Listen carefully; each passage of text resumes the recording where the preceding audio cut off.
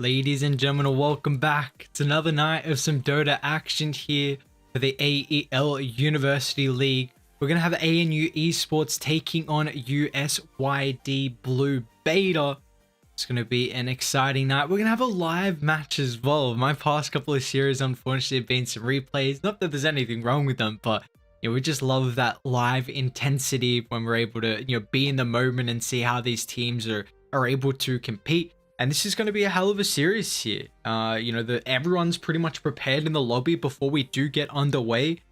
We should do at least shout out to the sponsors, but we'll start off with the groups. We'll tease the sponsors a little bit. We'll do the groups so far. This is how it's looking. Take a look. ANU Esports tied second at the moment. They're on 5 points. And then their opponent, USYD Blue Beta 2, are currently on 3 points. So they've had what, one win, two losses, and then ANU have had 1 win and 2 ties. So ANU completely haven't lost a series yet, which is promising stuff here. That's exactly what you want to see out of a team like this. And they're again continuing to build that chemistry. And these are some of the players that we've been seeing now. I think we've casted ANU twice, I believe, so far. And USYD, we've got a couple players on there that is familiar. So I'm excited to see how these boys are able to look. And before we do get underway, because we are in the draft, we do have to give a big shout out to the sponsors, of course. It would not be possible without them. Starting off, we've got AOC, which is the best viewing experience. AOC is a global leader in monitor display technology. For more than 50 years, AOC has delivered exceptional viewing experience to millions of loyal customers worldwide. Today, the company offers a wide selection of stylish monitors for home, office, or gaming. Chatime Fresh Iced Tea. Try the new range today at your local store. Chatime is the fastest growing iced tea franchise in Australia. There are over 120 Chatime tea breweries with a commitment to quality ingredients and mix-ins and a flair for innovative flavor combinations to brew nothing but the very best iced tea. Indomie, feed your game. Try out any of their flavors today. Indomie noodles are made from carefully selected ingredients, the best quality flour, and fresh spices from the natural resources of Indonesia, giving it a unique and delicious taste. As a result of Indomie's success, their range has expanded to 14 different products. And lastly, RIGG, what it takes to win. RIGG develops headsets, delivering superior audio for competitive gamers and streamers at all levels. Join the RIGG team and enhance your gaming experience. And with that being said, a big shout out to all the sponsors for making this possible. And of course, we do have a draft underway. Again, very excited to see how these two teams are going to be able to battle it out, because this is a series that's pretty important. We're getting to the later stages here. We're now up to week 5. So this is going to be a crucial match for these teams. And we're seeing a couple of the bans as well. This is also another thing, is it's a new patch. That is something incredibly exciting, where we're going to see some of these heroes, some of the new heroes, some of the heroes that are completely busted. Some of the ones that were nerfed that aren't going to get picked up as much, but it looks like with the bans, you see that USYD are like, you know what? Let's get rid of the Husker. Let's get rid of the Faceless Void as well. We do not want to play versus them. And honestly, I've been saying that I don't want to cast a Husker, and I'm pretty happy that they take that one out of the pool, because yeah, that one is every time I'm versing him in my pubs, I just, you want to get out of that game as fast as possible. Husker is not a hero that you like matching up against. So, USYD, they're like, we're not going to let them cheese us. Let's just take that one out, make sure they don't have that capability to be able to pick it up.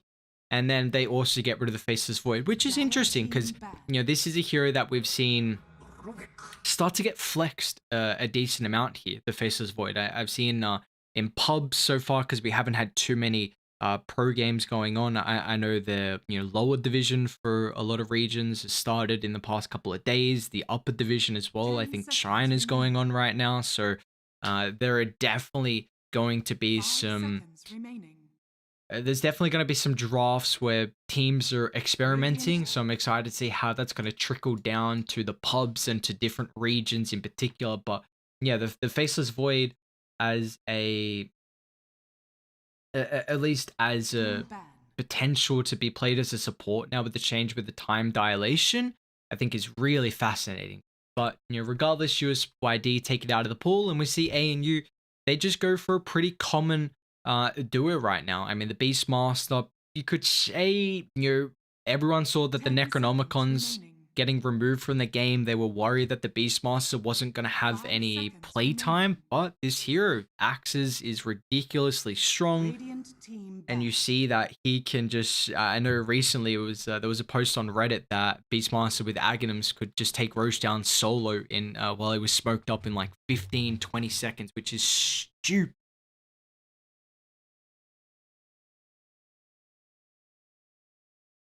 And it still seems like, he's a relatively strong hero as well, where a lot of the aura items has been buffed up pretty heavily.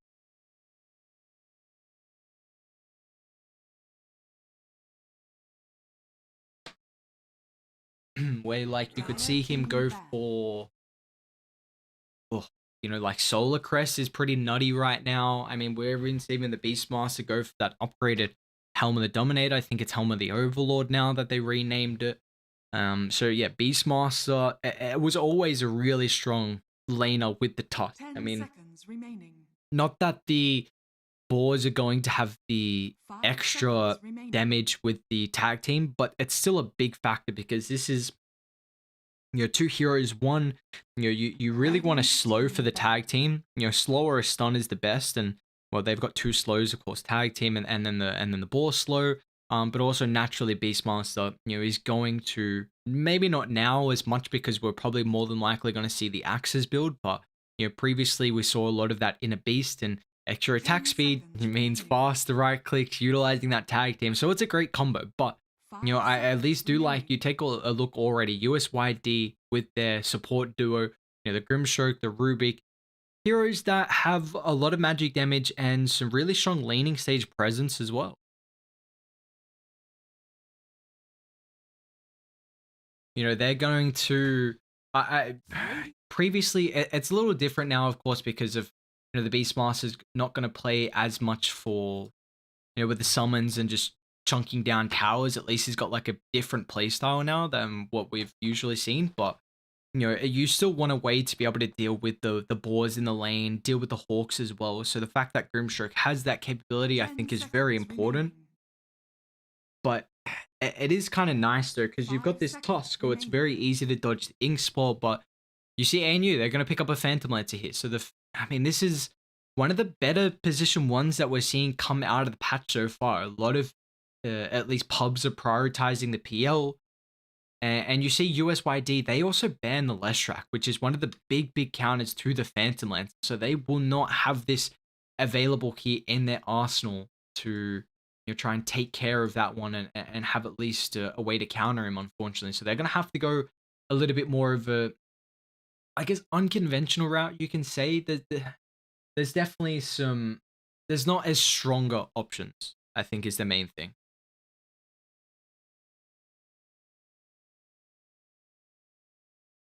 A lot more pseudo soft counters.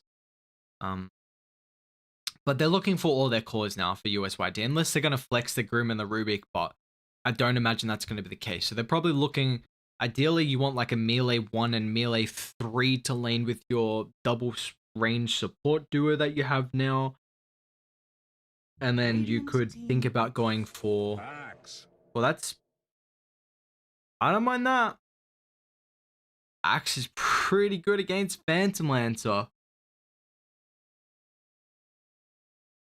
It is annoying as the game goes on that because Axe is a hero that very much suffers on his low mana pool, and playing into a Diffusal Blade carrier is not the happiest time for the offlaner. But Axe is a hero that did get buffed up pretty considerably. This is someone that I even played in my pubs and was incredibly fun to play.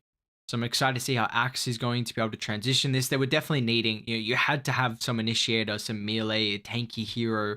Now you've got a really strong lane with the Rubik Axe, and PL is not naturally known for one of the stronger position 1 laners. 10 seconds remaining. So we'll see if they're going to be able to shove the PL into the jungle pretty early.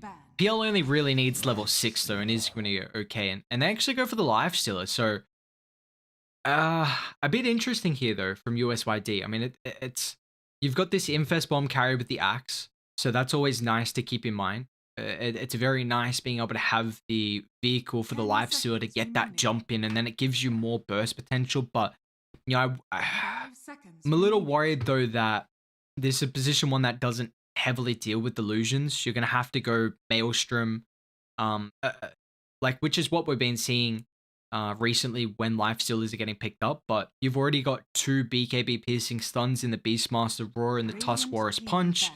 Got Lion with the Instant Hex, which is a great way to get that first initial stun and then lock him down and burst him throughout there. But USYD, it is a strong laner. This is the nice thing about the Lifestealer, that you were going up against a Beastmaster Tusk lane, and that's an incredibly strong lane. So the fact that now Lifestealer is going to have a pretty... And you're also with the Grimstroke. That's another thing. I think it's really, really important for the Grimstroke here to be with the Lifestealer.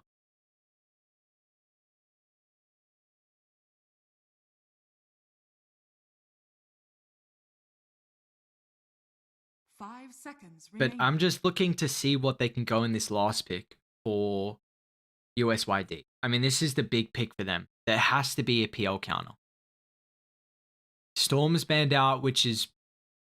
I mean, he's going against a lot of stuns, but Storm, you needed another way to be able to start the fights, and also another vehicle for the Lifesteal, which is nice.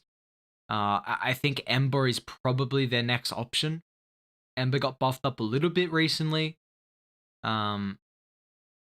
You're going against an instant stun, which again isn't nice. Any spirit heroes don't want to go up against that instant stun, but this is... Radiant team ban. It's definitely, I think, probably the second or third best option you can go for now with Leshrac banned out to deal with the Phantom Lancer. And it's going to be someone who can also make plays and join with the Axe, because you're going to have this Lifestealer who's looking to farm, and it needs to be a hero that's looking to try and hit a mid-game timing, because you really want to end this game before the Phantom Lancer comes online. If you cannot do that, then PL will reign supreme as this game gets towards the later stages, and that would be something that I'd be worried about here for USYD. 10 seconds remaining. So let's see, what are they? They ban the Puck, okay. 5 seconds remaining. So Ember's available, Void Spirit's available. Radiant team pick. They're gonna go Invoke. Can never hate an Invoker. Love seeing this hero.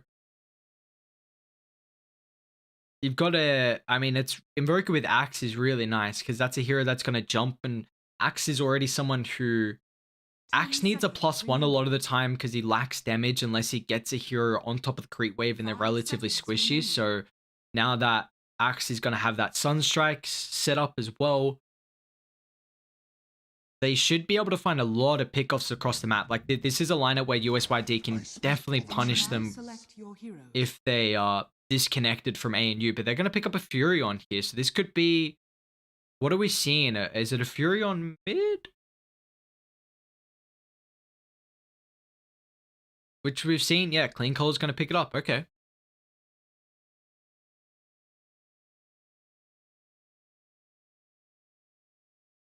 I like it here. Again though, like we brought up that you already have pretty decent wave clear on USYD. Like Grimstroke, Rubik, the arguably best supports to do it. Axe doesn't really want to wave clear because he wants to be hiding and playing in the jungle, and then because if you show in lane, then it gives information on where the enemy team can farm. But this Furion pick, It's an interesting one. I mean, they're going to have the capability to take Prepare for early battle. objectives. Ah, okay. He's a level 25 Invoke. Is he 25? Or is he even higher? He's even higher. Level 26 on Sir Ramen Noodles. My dude is a spammer. I see you, Ramen Noodles. Has he got it in his profile? He doesn't. See, he's hiding it with the Winter Wyvern. He's being cheeky. Being cheeky. But here we go. This is what I'm excited for. You know, firstly, to see how these teams are able to adapt with the new patch that's now officially out. And also with the factor of how aggressive we're going to see a lot of the early games. 30 seconds to battle. And already, I mean, Vision is king. There's K07. Oh, he runs into the boys and he needs help, and well, he ain't getting nothing. Axe gonna end up falling, and well, this is a thing as well with the, you know, Chestnut hasn't gone for the axes to start, but I don't hate it, honestly. They're gonna get a pretty easy D ward because Clean Coal placed underneath the orbs, but yeah, it's so important. We saw what Clean Coal was able to do with the Nature's Call. The trees were just able to scout out the positioning from Dire, so at least they saw a couple of them. Oh, Keith actually gets a D ward, nice. But yeah, they saw a couple of them, so they weren't thinking that Dire were making like a wraparound smoke maneuver like Radiant were doing. So the tree's super important there. You know, you've got the boars that can scout, the hawk to scout. Not that the hawk got vision, but yeah, and that's a great first blood to be able to pick up as well. The Phantom Lancer gets it. You know, it would have been really, really nice if Clean Coal got it, because you always want to give it to the mid matchup. But you know, PL bringing out, what's he got coming out? So he's already got Wraithband coming out. So some armor for him. The big thing here. Not this time. That's really what you're getting with the Wraithband. He doesn't care about the intel. I mean, the 2 strength isn't going to give him much, but this is a lane where he's going to be harassed a lot. So we'll see how his regen, if Dire are going to be able to slowly dwindle at the resources, which is a big factor here. And you know, this could definitely be a lane where it can get pretty scary. Like, Axe can take over lanes incredibly fast, but all you really need right now from Radiant, you have to give the Phantom Lancer levels. That's the big thing. As much as you possibly can. It is always very difficult because Keith, you know, you need to kind of play in the lane to harass out the Axe, but top J going pretty low here. Like we said in the draft, that Dire, they've got a relatively strong safe lane here to be able to fight up against the Beastmaster Tusk combo. So we already see that they can combine up with that aggression. Interesting, Clinkle using the Sprout for the extra Tango. Instead of... He's making sure he holds those Iron Branches for a little bit longer. Why not? I mean, he's got some mana. But I'm a huge fan of Nature's Prophet mid, honestly. I just see so often the Wrath of Nature at such an early level as the Lion will end up falling. But yeah, the Wrath of Nature at such an early level is just so much burst potential. And then you TP in with a +1 and the enemy team just isn't ready for it. And then you can use that early kill into putting a, you know, damage onto a tier 1 tower, and it can really snowball out of control with a good start. So, you know, that's all eyes on Clean Coal with how he's able to play this. I mean, he's having a good laning stage so far, but unfortunately Muddy, well, he's not going to have a good start here. Jay and Chestnut going to be able to chase him down. You see Chestnut 2 points up of the board, so he's still going for at least the common skill build, but he's already got the medallion queued up. And Beastmaster's always been a hero that, I don't know if Necro Books has always been pretty common, but your build afterwards has been relatively versatile, which is always exciting to see. I think that's the, like, Dota is always at its, nope, here we go. Clean Coal is going to come down bot early on here, but they just recognize the importance of shutting down the Axe. They've locked away the Phantom Lancer, but he's going to have another Lance up in a couple seconds. And that's enough damage to find the kill. So Ramen Noodles gets his own though. A nice connection with the Sunstrike. Chestnut still trying to trade the life here. At least he's able to pop the Self from Loveless.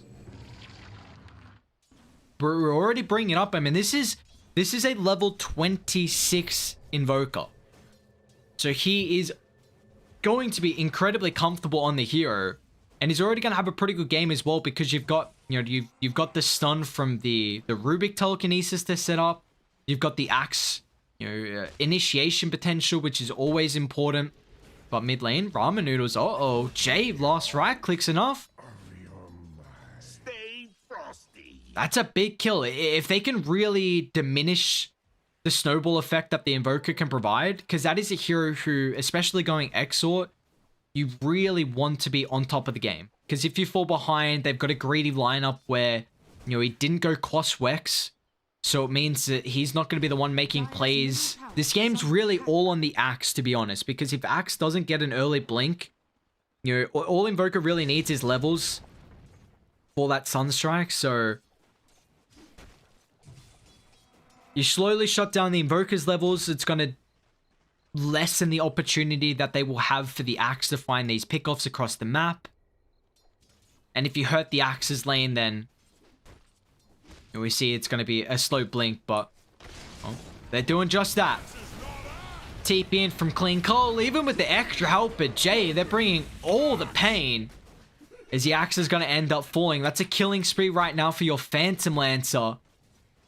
And there's that early Wrath of Nature like we were speaking about as well, but they're just going to crumble the lanes as the 2+1s are just going to end up walking to the opposite side. But you do see this early factor that, and I think Nature's Prophet is going to get a top money. Lifesteal is going to be able to go to work here, but does he have the damage? They've always got the potential of a Sunstrike, but now with Clean Coal TPing in, Lifesteal is going to be careful. Rubik's going to reel his own TP. Clean Coal. Can they still man fight? Jay's going to have tag team up in a couple of seconds. They definitely have the capability of killing the Rubik. You see Jay's thinking so. But now have they stayed around for a little bit too long? Lifesteal infests it up. Is that bonus movement speed? Snowball actually dodges the infest damage. But regardless, that Ink Swell movement speed allows Loveless to be able to chase down the toss. So Jay will fall. Clean Coal's going to get nothing out of that rotation and giving a little bit of space here for Ramen Noodles. Is under attack. Invisibility.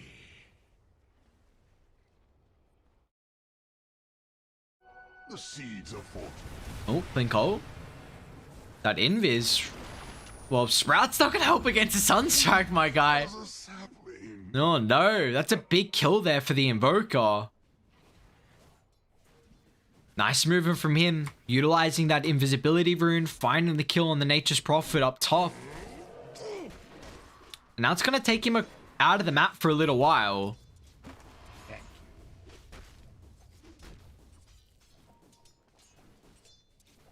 He's gone 3 in Spirit Lance, okay. I mean, it's incredibly important if the Phantom Lancer gets 6 at a good timing, and, well, should be able to here with the kill. With 3 points in the Lancer, seeing that burst potential. Okay, 0-7, still not going to be able to get the kill, though. He's getting cute. Sunstrike? Keith? I mean, who needs stuns if you're just going to sit still like that? That has to be a play where you just forget the where you just forget there's an Invoker in the game. It has to be like that. That's rough. You hate to see it. Giving away a couple kills though to the Invoker, and he's going Midas, and we could see him pick it up at a pretty good timing and down block. Grimstroke teeping in. Keith's not going to be able to hold back the Axe there, and they can continue on for more, but TP rotation from Jay will push them back. Top lane as well. Chestnut solo at the moment. Gonna go for a pick off on Appa, but now with the rest of the heroes showing up, they're just gonna end up turning on Chestnut, who was getting way too aggressive up top. Sir Ramen Noodles is having a very good early game right now on the Invoker. 3-1-1. They still lose the Axe, end up down bot. So we're seeing a lot of aggression across the map right now, but it's Dire who are keeping up in the net worth here. Dire's structures are fortified. You know, this is going to be scary because this Midas is going to be picked up pretty shortly. They still get another kill on Muddy. Sunstrike? Ah. For a second, I heard the Sunstrike and I didn't even look. I'm like, he's going to hit it. Well, at least when we heard the Sunstrike, it was off camera. And I'm like, I feel like he's got that. You know, so Ramen Noodles had a really good start to this game. K07 might just die once again, but a nice call on 2. Finds the spins, even with the help of Appa to get the kill. They're going to make it a double. As they lose the life of the Phantom Lancer once again. Haha's 6-2. He's got a lot of kills, but still dying twice is not what you want to see. Because you take a look, I mean, even though Lifestealer hasn't died that many times, well, hasn't died at all, he's flawless so far. He's got 12 last hits lead right now on his position 1 counterpart. 2 kills compared to the 6, but we're seeing those last hits matter. And also just the natural GPM that he gets when he's alive. So he's got this Javelin now, and it's incredible item with that hero. Sunstrike. No. But you see, I mean, you've got this built-in attack speed with the Ghoul Frenzy. So you're a hero that's already... You really want proc items on the Lifestealer. But I want to see them come up top. Like, they're playing around bottom a little bit too much. And as soon as I say that, up top they go. Raw controlling him throughout the rage duration. You're going to see... Has he got enough to be able to get away? He does. Quick infest. I was a bit worried that he wasn't going to have the armor, but... Phase Boot's helping out. Brace is giving him some agility as well. But yeah, you have to play away from bottom now. They're too strong right now with the axe. I mean, it's a lot of magic damage that Dire have. And, you know, I wouldn't mind if PL actually goes Hood. Rubik, Grim. Pretty important here. It is only magical damage, so it's not going to protect you against the counter Helix. But Invoker's going to have a decent amount of spells to dish out. Oh, 0-7. They should be able to get the stun. Bit of ambitious TP. Oh. Honestly, any abilities that you get from Lion, you're pretty happy. Or maybe not the mana drain, but even then, like if you get that... Nice shot in a choke point. Invoker's up on the high ground right now, but it's just Sir Ramen Noodles. So Appa's still going to end up falling.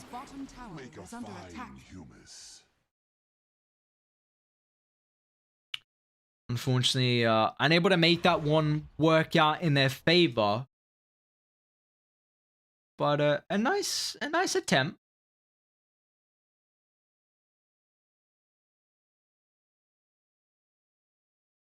As we just see though, like it's right now, it's how active can you get on Dire? Like that's the big thing. You want to get active as much as possible. So on Radiant, I should say.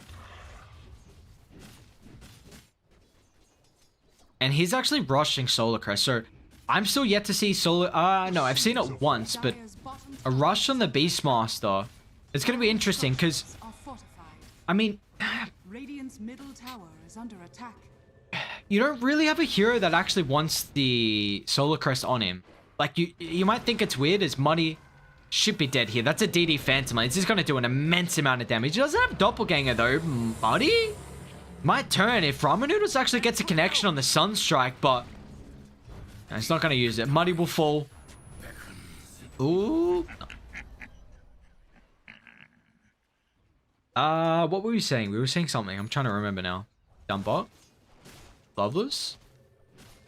Well, they've got Raw, so he's just ultra dead. He TP'd down as well. Not even going to pop the Rage. And this is the thing about the Beastmaster Tusk. Like, the Lifestealer cannot play this aggressively without backup. Still... Did he... What? Thunderclap? I don't know what happened there. I mean, Thunderclap does a stupid amount of damage. Radiant's 250? under attack. Like, you don't expect that from a neutral. Bottom tower is under attack. But this is a big timing here from Dire. They've just got the blink picked up on Axe. He's had a bit of a rougher game here, but that's definitely the thing they're looking for. It's still an okay timing on the blink. Zapper and Haha. Diffusal Blade picked up. Pure needs some levels, only level 8. Backline as well. Jay.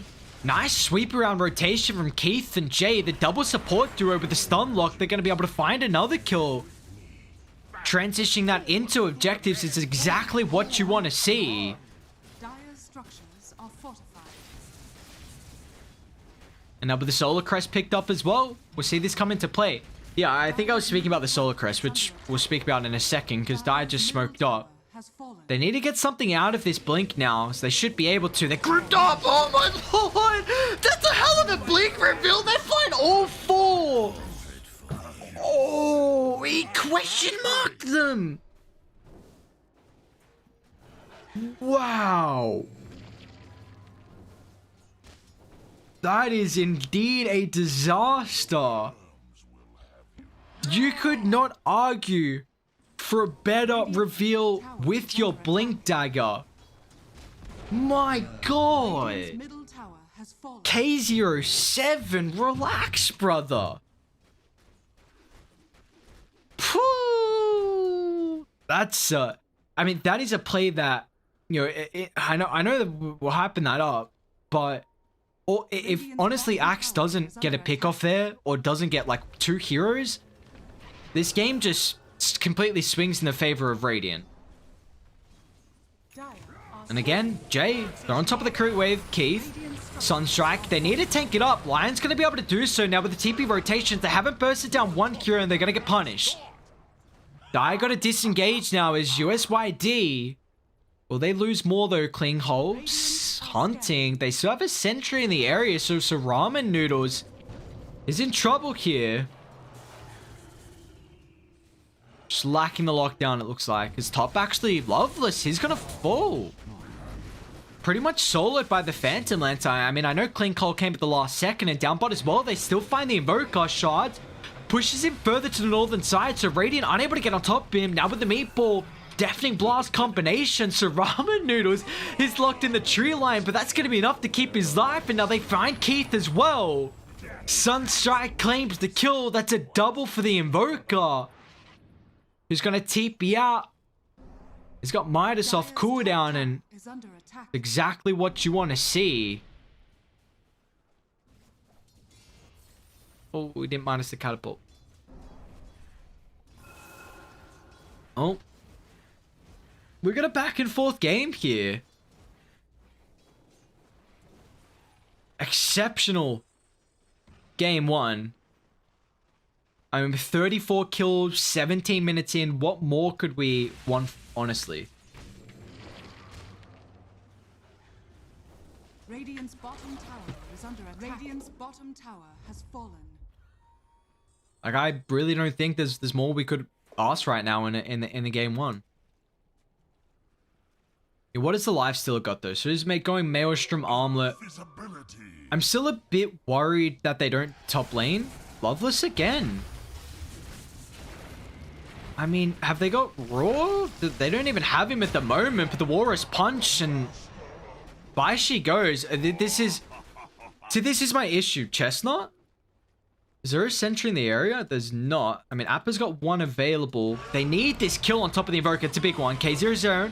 His own rebuttal with a jump in forward. Ramon.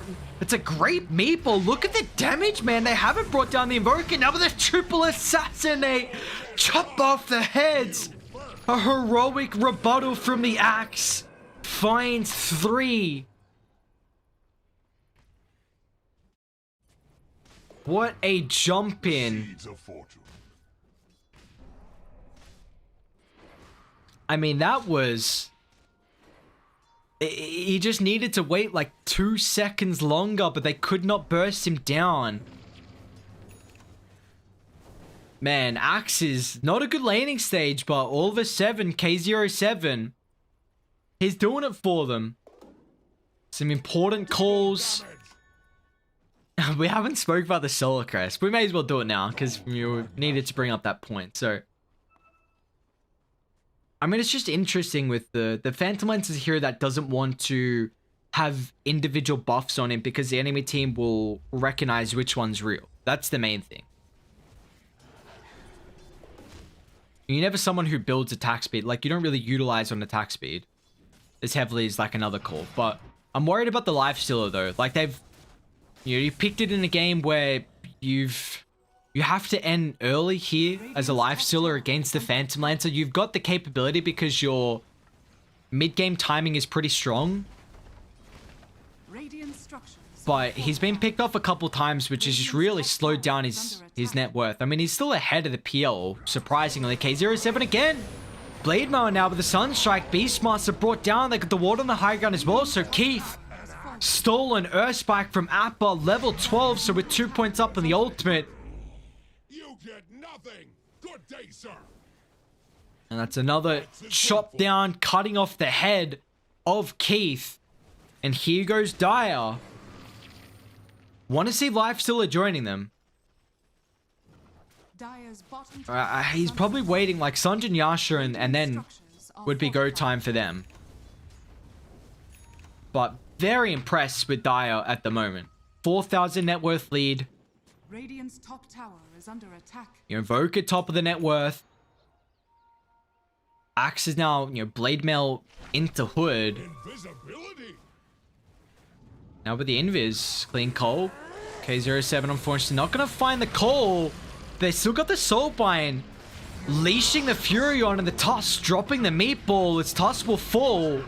And they can continue on for more. Dire, they should have the extra lockdown with the Tornado. It's gonna clear. So Ramen Noodles Invoker. They stole the Raw too. What is going on? Dire, they're just executing these fights at such a high level.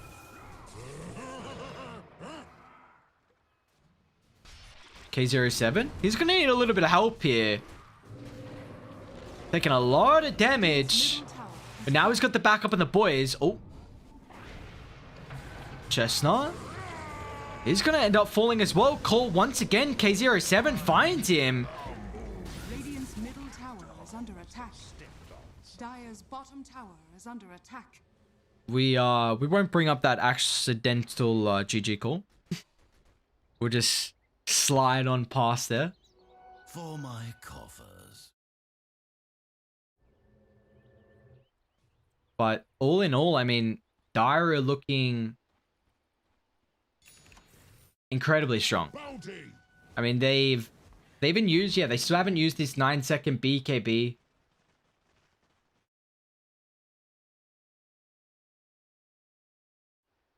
So, like, Invoker's had that item just in case he needed it for these big fights, and he hasn't even required it just yet.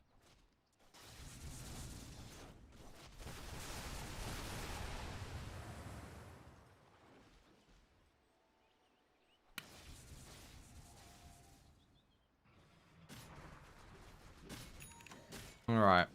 What a Radiant got, though.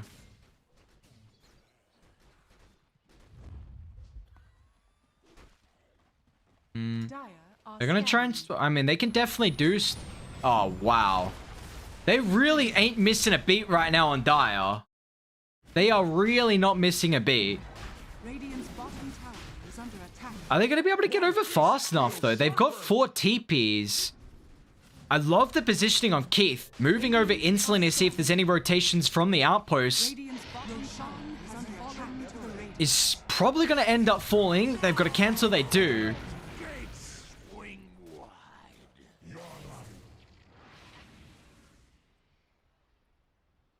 Very nicely done.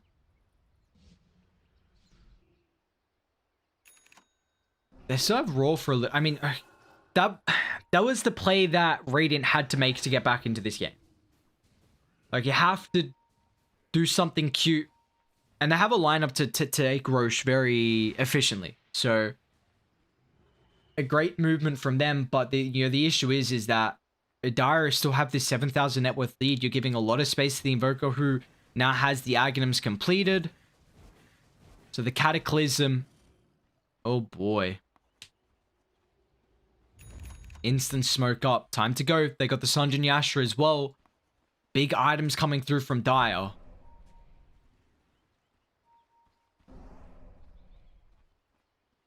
Keith, that's not really the target. They even dropped Raw. Probably about to expire soon anyway, yeah. Not really the target they wanted. And they don't have any lanes shoved in as well, so they're not able to get any objectives. I mean, you say they are trying with the Forge Spirit, so, you know, at least Sir Ramen Noodles is kind of heads up play there, but that pickoff's fine if you're able to get an objective out of it. It's not just giving Radiant space. And honestly, that Aegis for Radiant is just, you're mainly taking away.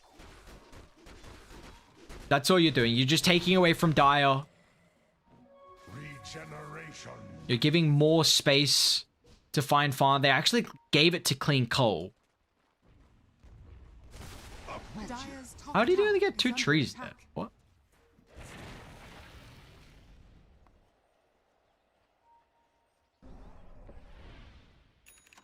But, I mean, that's how their own Blink picked up on Radiant. Radiant's bottom tower is under attack.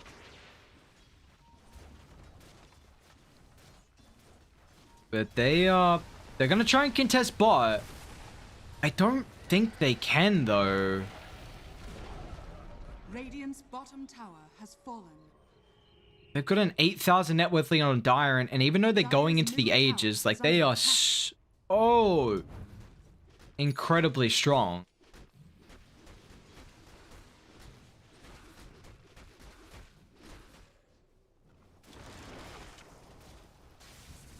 Just a game of cat and mouse, honestly. That's all Radiant have to play for this game. I mean, you do see both the position 3s are kind of falling off in farm. I mean, I love this. I love the Crimson build. Absolutely love the Crimson build. And the smoke as well. They want to make sure that they aren't able to D-ward Soulbind Leash. They don't get the double core, but at least the double telekinesis. That's beautiful enough. A shard still locks him in though. So Jay, great positioning in the shards. I like the play from Dire though. Like, you're smoking up and making sure you protect your observer wards. You get nothing.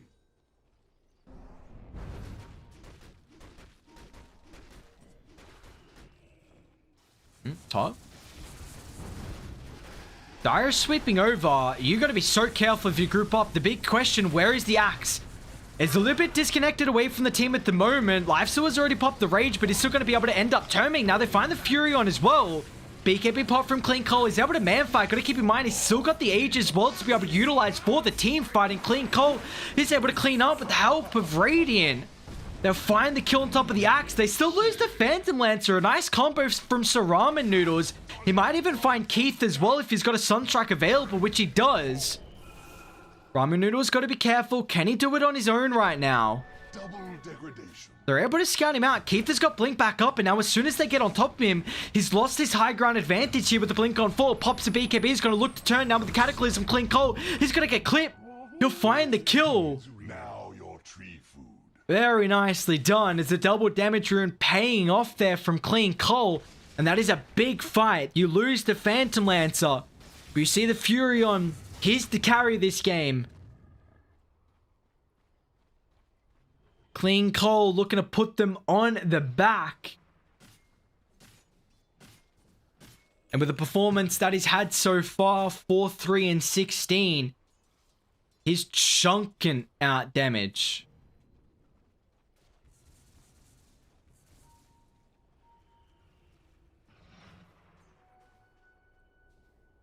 See, just that was could have been a great fight there from Dire to start. You had the life still abating for Radiant to really get grouped up, but the axe was a little bit disconnected from a two-man call to start the fight. He's still got a good call on. If you can get a call on a BKB target, you're pretty happy. Wow, that damage is nuts. That damage is nuts. Might be in trouble though. Clean Coal's gonna TP up, but they don't have much vision now. So he's gonna have to pop his own BKB and TP out.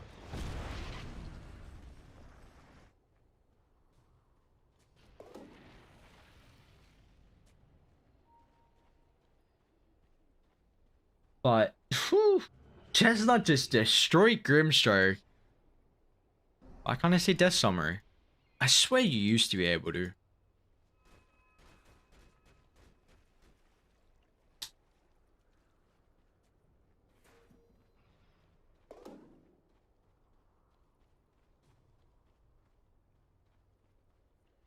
Dire's bottom Orbital tower is Destruction. under attack. What's the last still got? He's got Van Brace, but they're actually smoking, well, moving with the Invoker. Popping a BKB for J is not exactly what you want, and you're away from the team, and Radiant have very good vision in the area as well, so Ramanu's got to be careful, because now the BKBs can be completely wasted here, but the call, rebuttal once again, but the Cataclysm's going to come through. Is the damage going to be there? It's not. Now with the Finger of Death, so Ramen Noodle's stuck in the Sprout, but K07 chops to the head of one. Now it's going to try and find the call. It controls up the illusions at least, so it enables him to move on forward to get the kill on Clean Cole. They're able to still find Sir Ramen Noodles. And Chestnut gets away with his life as well. So a bit of a messy fight there. Starting off with a BKB on a support, getting punished there from the Invoker. Mere coin. The jungle has everything Axe desires. You just see, like, I mean, Beastmaster... It definitely feels like the Axe's blinks have been very impactful than some of the initiations we've seen on Radiant. They finished Pipe. Well, Crimson's going to be really important versus the Phantom Lancer Illusions. You got Beastmaster as well. Furion's pretty physical damage reliant. I mean, he's going to have True Strike with the Witchblade. A little bit of poison damage. Maelstrom as well for magic, but you know, he's right clicking pretty goddamn hard. Tag team to buff up. You got Beastmaster, Solar Crest, maxed out in a Beast.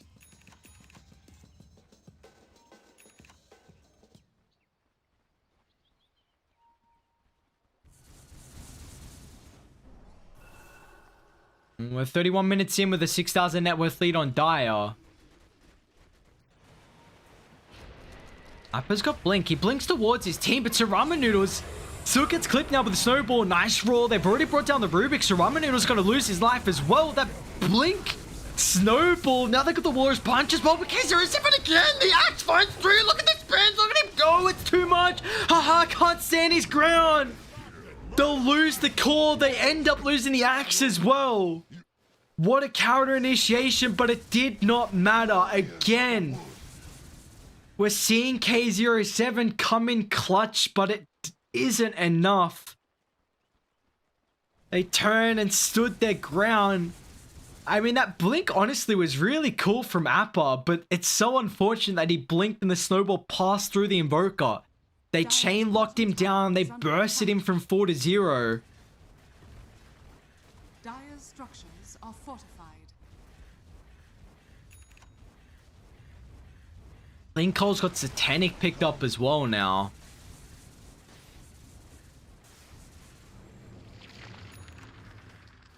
I mean, Satanic is great versus the Axe. Getting life steal through the call. Dire's bottom tower You got that basic Dispel now as well to keep in mind. You did get buffed up a pretty stupid amount.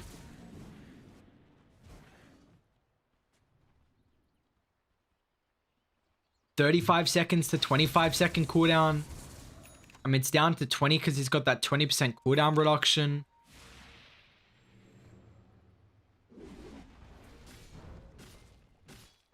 Chestnut. It should be an easy kill. It's a bit of a whiff on the combo. He pops BKB as well with the Sunstrike. Ooh, if he missed that Sunstrike, that would have been rough there for Invoker. He's down to 6 seconds now on the BKB.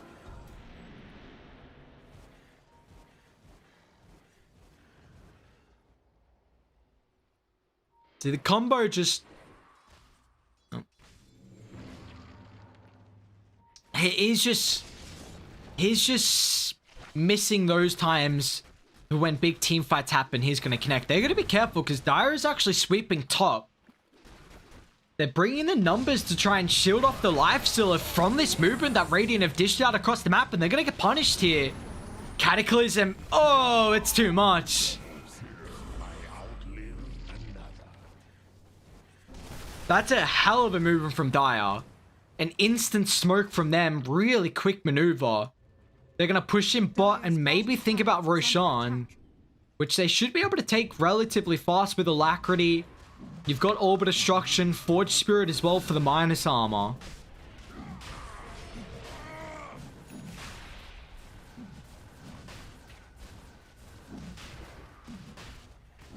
Does it not work on Roche? Roshan has fallen to the dark. Who do they give the shard to? Oh, we get to see the new shard on Invoker. Honestly, Axe's shard is nuts. Would I have rathered the Axe shard? Because that's really good versus the PL. I don't know. I'm still excited we get to see the double meteor.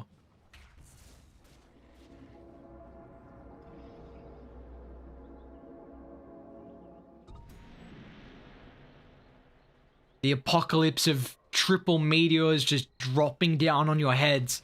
That's a scary thought. Sun strikes as well. It literally is the apocalypse. It's just cataclysm, triple meteors.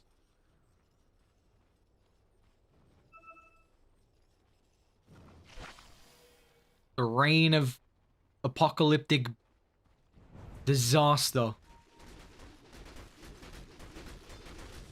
PL is falling so far behind. Cataclysm once again. That should be enough. Nice snowball in, Jay.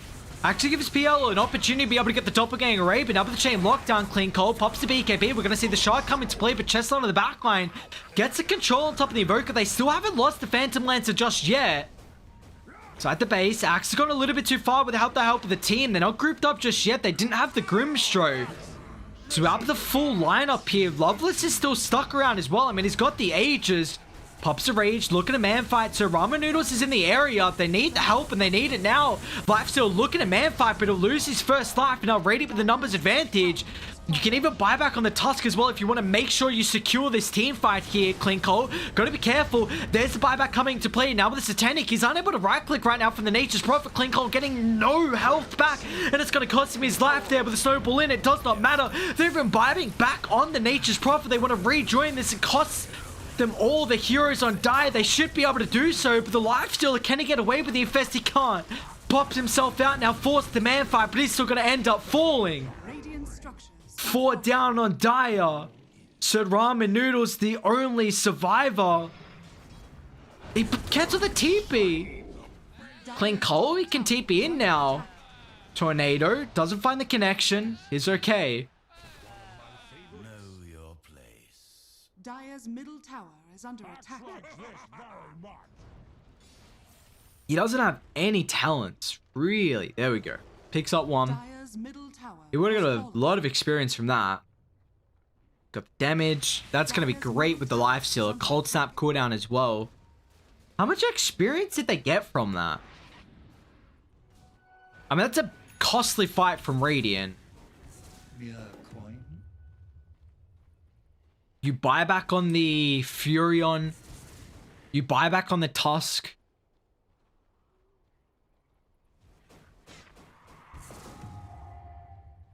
They are getting some pretty good neutral items, though. Is he going Octarine? Is PL actually doing it? I think he is. Oh, he is. That's so funny. This item's... I've heard people talk about it. I'm intrigued to see.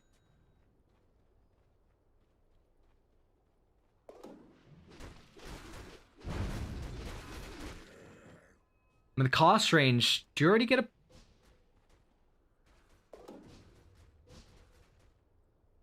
Yeah, you already get increased by 200, so you're actually going to be using it from ages away. That's a big radius. That's not a bad new... what else have they got? Level up... Yeah, okay. Yeah, that's not bad. He's going back Abyssal. Okay. Oh, no. Oh, well, that's a hell of a neutral item. That's actually filthy. 18% cooldown reduction now for the Invoker.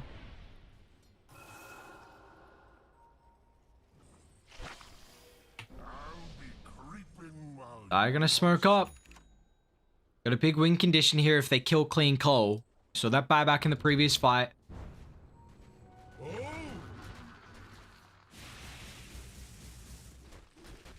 Grimstroke has that shard as well. We're seeing a lot of shards this game. Nice ward. Appa. Doing some forward. Where's the extra follow-up? Chestnut pretty mobile. Hard to bring down. They do have bot getting shoved in all the way as well. So they're going to have to be a little bit wary of that. You always have this rat potential from the Furion, who is top of the net worth.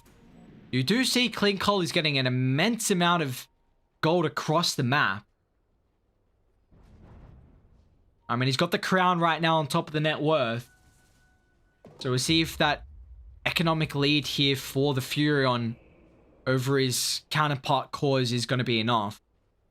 I mean, he's... It looks like he's given a little bit of love to the Invoker. They're back and forth in the top of the net worth. Oh no, Midas. Finally, they get their own neutral items as well. They're still... Are they looking for one more on Dio? No, they got them all now. Okay. Oh, that's such a nuts item on Rubik. Telescope. Even for the Grimstroke's great. The Invoker's great.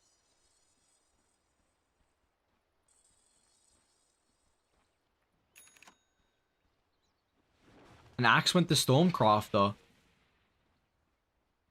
Honestly, like the zap to help with the PL illusions, not too shabby. You might think about Bullwhip though for the movement speed, because you do move really slow. Like 375 on Axe, you definitely feel it. This is a hero that you're running from lane to lane, you're sweeping the map, trying to find the initiation, and your positioning is very important.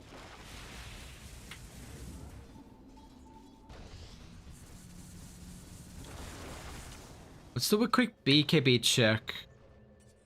Clean Coal was at 6, Chestnut's at 9. So he's got full duration. Ramen's down to 6. That's all we got.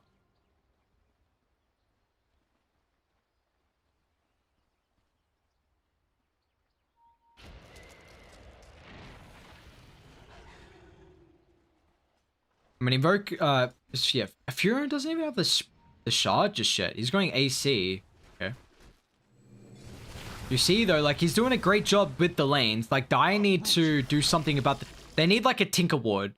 Like if you need to prioritize killing Clean Coal, because you know how they're gonna play on Radiant, and if you get the kill on Clean Coal, then you've got a win condition. Because he bought back in that last fight. So get a Tinker Ward down. Have like you need boots to travel on the Invoker, which he has now, which is actually cute because they have the boar, I think, yeah. So you can set up with the Rubik and the trees in one lane and then have the Invoker TP in. And then you can have the Axe and the Lifestealer hunting as well. Radiant's top tower is under attack. But you should always be able to have mid and top pushed in. Because you have this power spot from Dire where if you're ahead, you can control the choke point with an aggressive ward, which they should sweep over and try and de-ward now. Because if they hold that area, then you can cut top and mid very easily with the stairs positioning. And then that's going to give you 2 waves pushed in.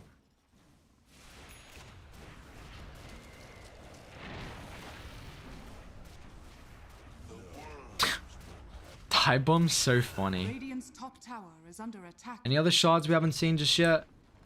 So he's still committing to the Basher. Radiant's top tower Not going the, Well, they see Clean Coal. Dire's bottom tower is under attack.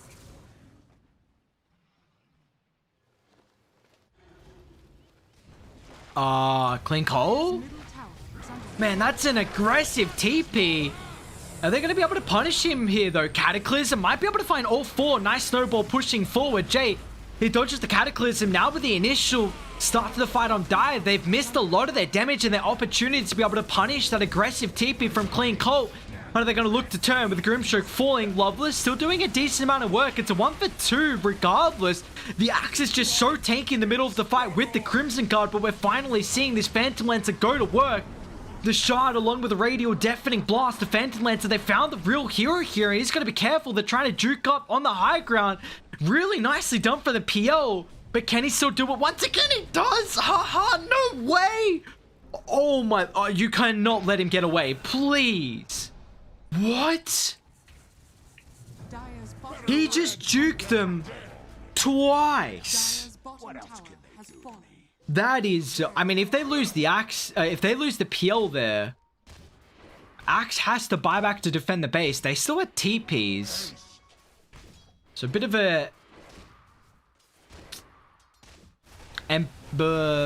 overzealous buyback. You see how tanky the Axe is in these fights, though.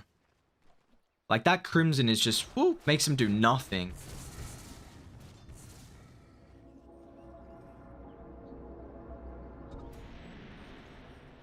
These are some crazy fights, though. Some crazy fights. Like, that was looking like a devastating TP into the Cataclysm. Like, they were all grouped up, but honestly, it barely did any damage. It hit a couple, but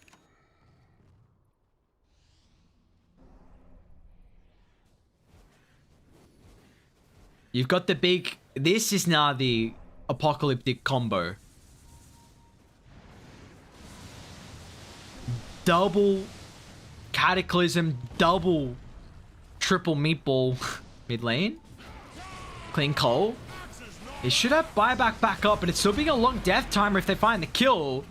Clean Cole is able to turn with the BKB. They're on top of the Task Raw. It's going to give him a little bit of space. If they find the Axe as well, he bought back to try and defend the base. Now with the Cataclysm coming through, nice use. The Radial Deafening Blast pushes them back into it. They're going to be able to find 3. Pops a Refresher as well. They're pushing back the Lion. 4 will fall. And then with the Tornado, there goes the Triple Meteor. Finding Clean Cole with the Axe. They don't lose anyone on Dire. A full team wipe in the middle of the river. As they're able to now push it down mid. Clean Cole has got that buyback back up and available. So does the Tusk. So does the Phantom Lancer. But now this game has swung wide open here for Dire. With a team fight like that. They've got win condition on win condition now. Dire's top tower is under attack. Dire's structures are fortified. Axe has got to be careful because he doesn't want to lose mana. Dire's top tower is under attack. Dire's top tower. He's got to sit on the back. He's losing a lot of mana here. Man, these Spirit Illusions are so annoying for sieging. Look how crazy this is. Radiant's bottom tower. Axe no mana now. And the Axe actually might get punished. Invoker, he TP'd away. Got to keep in mind, this could be a dieback here for K07, and it looks like it will be. He's going to get punished, down for 120 seconds. Radiant have to get something out of this. You see, they instantly ping Roche. They don't lose it. What? Man, that is stupid, the Aghanim shot. That's actually stupid. That's nuts. They defended that pretty much off the back of the PL, honestly.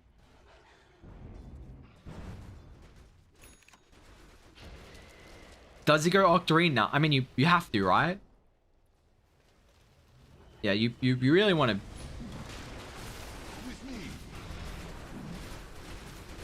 Well, now Reno one's actually, like, in an okay spot. That's third Roche. That's Refresher Shard taken away from Dire, which is kind of the big thing. Age is on PL, who did buy back previously, so now you kind of get rid of that win condition. Chestnut's got Cheese, Refresher. So the double control, I mean, you can definitely, like, burst the Lifestealer. You can burst the Invoker from 4 to 0. But the big thing is that Dire, you've got buybacks. Both their cores, the important cores.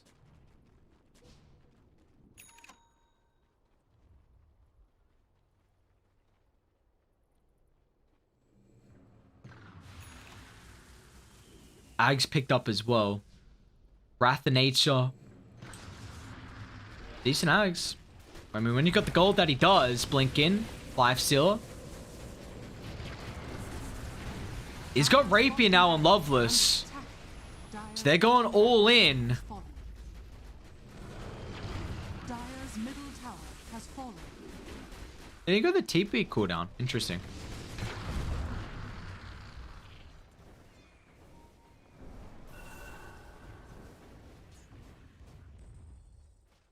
Well, they're even right now in objectives. Well, actually, Radiant are ahead. They've taken the range racks previously.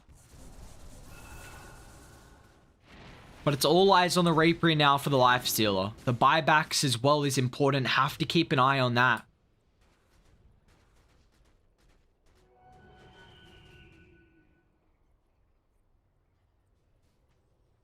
We just need to see how the PL is able to dance through the fights to get from one target to the next.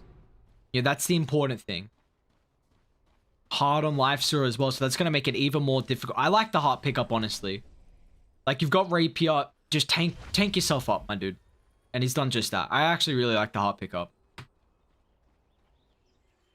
Let's see if they can slay the beast. Lifestealer, Rapier.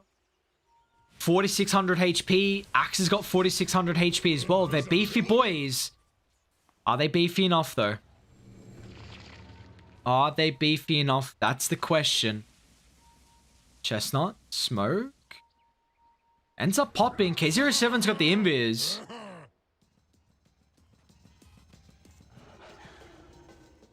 Oh, hell yes. Are we actually going to see another delay of this buyback window? Grim Aghanims now, so he's got the Dark Portrait, which is great versus the PL. Honestly surprised he didn't rush it.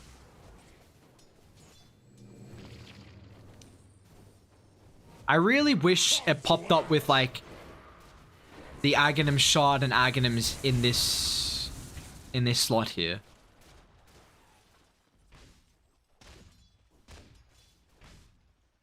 So we can go through and see what they've all got, but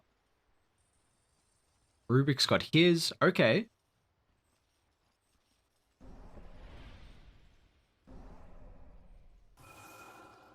I mean, it's... late game really comes down to who is able to burst someone from 4 to 0 to start the fight. And if you have save. Like, that's really what it comes down to. So the Infest capability to get a burst of health back is important. You know, the Inkswell as well is going to give you health as well to keep in mind. You get a strong Dispel once it expires. Top is missing. I don't know when you must get all the health back once it deals the damage as well. But you've also got the Telekinesis.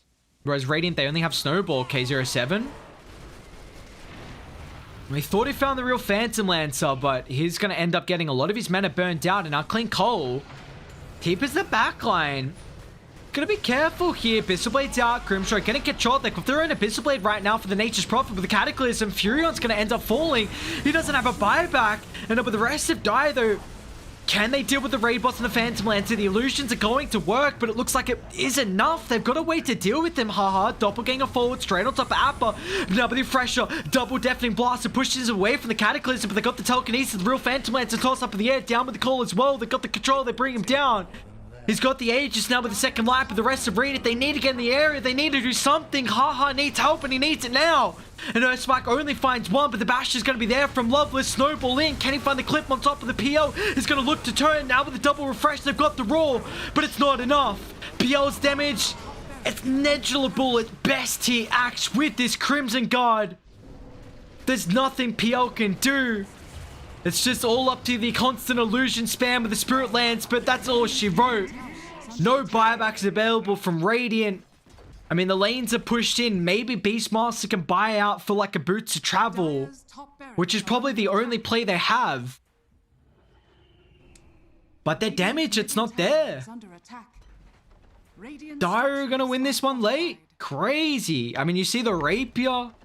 You've got to go for it. Like, you have to TP base. Sell something. You're not gonna hold this. Not too late. Radiant's middle barracks Man, are under what a attack. game from USYD. Radiant's middle tower has fallen. That is a incredible performance from them. Dire's middle I mean, tower overall, that was a solid game. 39 to 56 KDA. Honestly, that game could have been so completely different if the Axe doesn't get a 4... Did he get an... I don't know if he got the ultra kill, but if he didn't get that 4-man call, reveal the blink, that could have been a completely different game. Like, Radiant could have just ran over that, taken all the towers, made space for the PL. They would have missed their timing from USYD potentially. But Sir Ramen Noodles on the Invoker had such a strong game.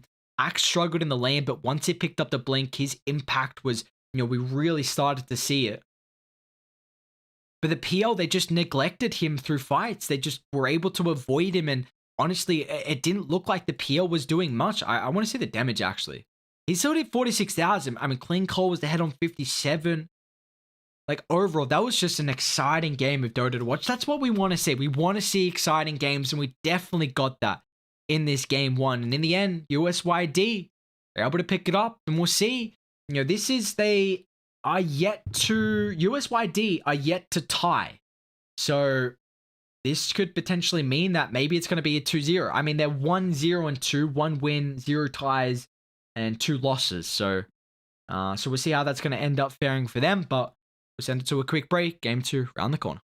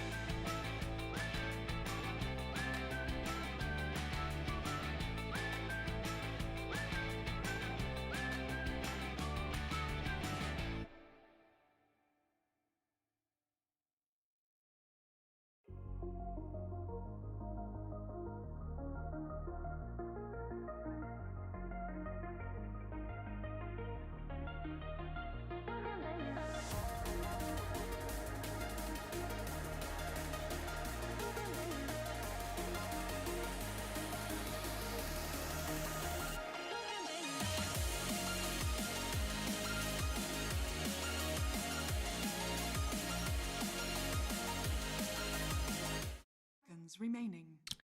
Ladies and gentlemen, welcome back. We've got our second match seconds underway remaining. here between ANU Esports and USYD. Team pick. Apparently it's USYD. 3 years later, I have been corrected. Oh, but how much easier that is than fully pronouncing the letters? USYD, not USYD. Oh, 10 seconds that just helps so remaining. Team much. pick.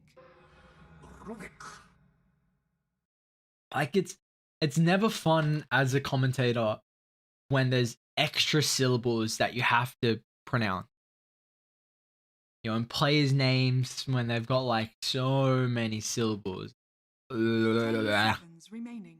And team names as well when it's just these long words that are hard to 5 kind of seconds join remaining. together with other things. And Dire team pick. it's good that Stroke. it's good that now I've been informed that it's back USYD instead of USYD. I'm happy about that. That makes me happy, man. We're gonna see. I mean, I was so impressed with that game one. Like that was a incredibly exciting game to watch between these two teams. And guess what? They are gonna battle it out again. And I'm excited for that.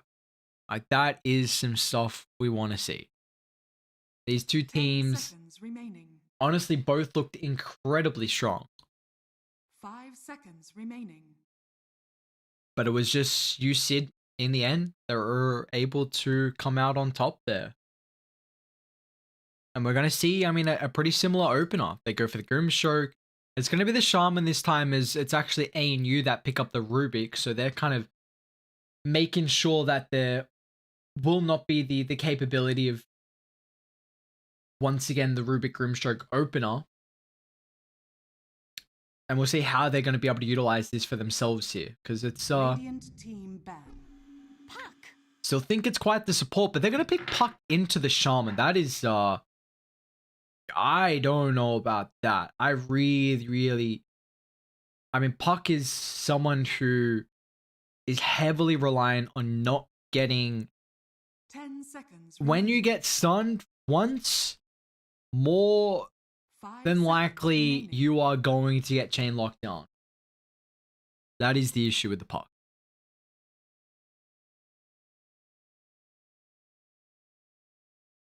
And the instant hex, which is why we've seen kind of the Lion and the Shaman, his value get increased so heavily because of that 10 capability. seconds remaining. Radiant team ban. And that's why we were seeing it so often. It was at the major was the Lion that was getting a lot of game time. The Shaman was a little bit as well. Before the major, teams had a lot more emphasis on the Shaman as the counter to these mobile heroes instead of the Lion, but then all of a sudden that 10 hero kind of seconds came out of remaining. nowhere. Dire team ban.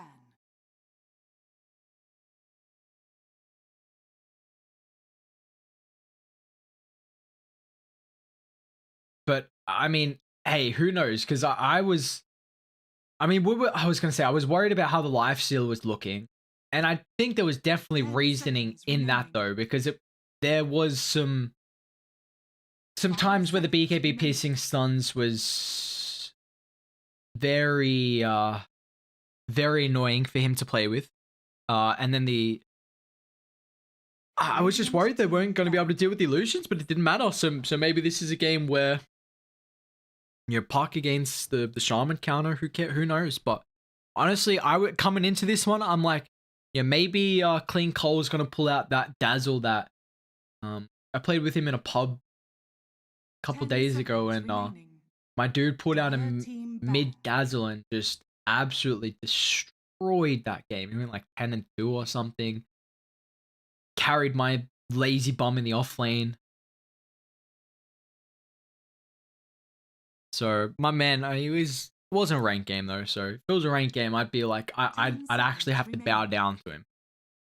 If he won me MMR like that, then I'd have to bow 5 down seconds to him and remaining. just say he's a god. But it was only a minor unranked pub, but still, I mean, I was like, maybe they're gonna bring the secret weapon, the Dazzle. Who knows? But no, that will not be the case. We're not going to see the Dazzle. It's going to be the puck. I mean, they can still definitely flex the puck. That is the nice thing about this hero. Even though it got nerfed a little bit, it was not enough. Still, teams are putting an immense amount of emphasis on it. That hero is still kind of crazy. So we're going to get to see them, pick this one up here. But I think that I think Puck's still going to have a lot of value just because of how the map is now going to be played. Like I think Dota's going to be increased pretty heavily just because of the objectives across the map. 5 seconds remaining. Radiant team pick. Like you now have bounties every 3 minutes. You've got the outposts that are a constant threat. So we're going to see a lot more. There's a lot more minor objectives for teams to play around, for heroes to play around. So you need that mobility factor in your roster. Because if you don't have that, then you will start to see that it's a big issue.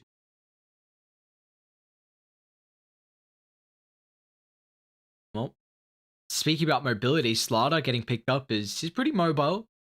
A very early Slardar pickup, but look at the amp against the Puck. Puck, someone who does not have a whole lot of armor. They're even going to pick the Spectre into it, though. So, I mean, are we worried about this? Let's see. I think Slardar against any melee matchup is pretty goddamn strong. There's not many that you aren't happy to verse. I think Monkey and Ursa maybe, but even then, like, you can, depends on your support. Spectre got a little bit of, I don't want to say resurgence at the major. We saw it played a couple times, definitely more than I was anticipating, but this is an interesting Spectre game. I mean, you're against two incredibly squishy supports, so I like at least the Haunt to be able to get on top of them. The Haunt as well to cancel the Slardar Blink or Shaman Blink is always going to feel really nice. You've got your win condition now with the Spectre. But you don't see USYD's carry matchup. So you're picking this Spectre kind of blind. I mean, it's you see the Slardar matchup, but yeah, now it just leaves you vulnerable to an Ursa getting picked up. And this is a stupidly good Ursa game.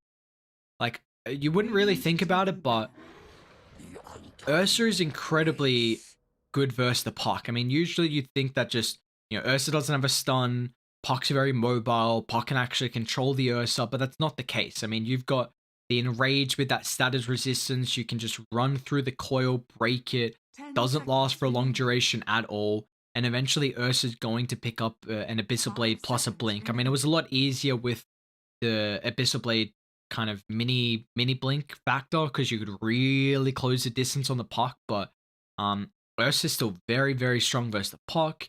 He's able to man fight Spectre with ease, someone who can come online early, take Roshan, and then get a lot of map control.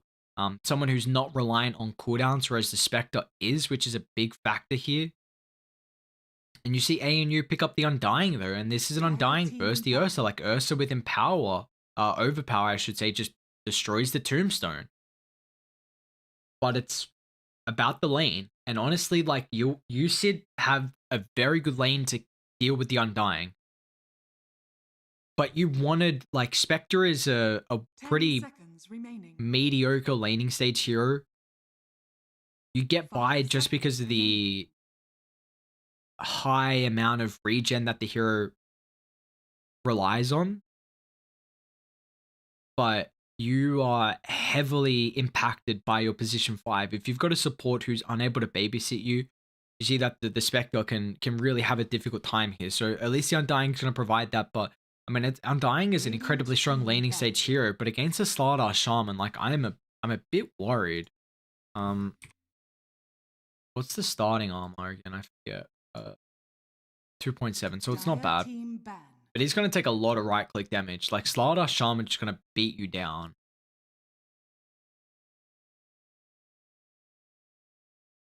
And now we're just looking for the mid lane for USYD and ANU looking for their off lane for Chestnut. Chestnut leaving it to last. Actually, no, this is a puck. This is a puck off lane, I'm almost certain. Because I remember I was very impressed with Chestnut playing the puck in the off lane multiple times.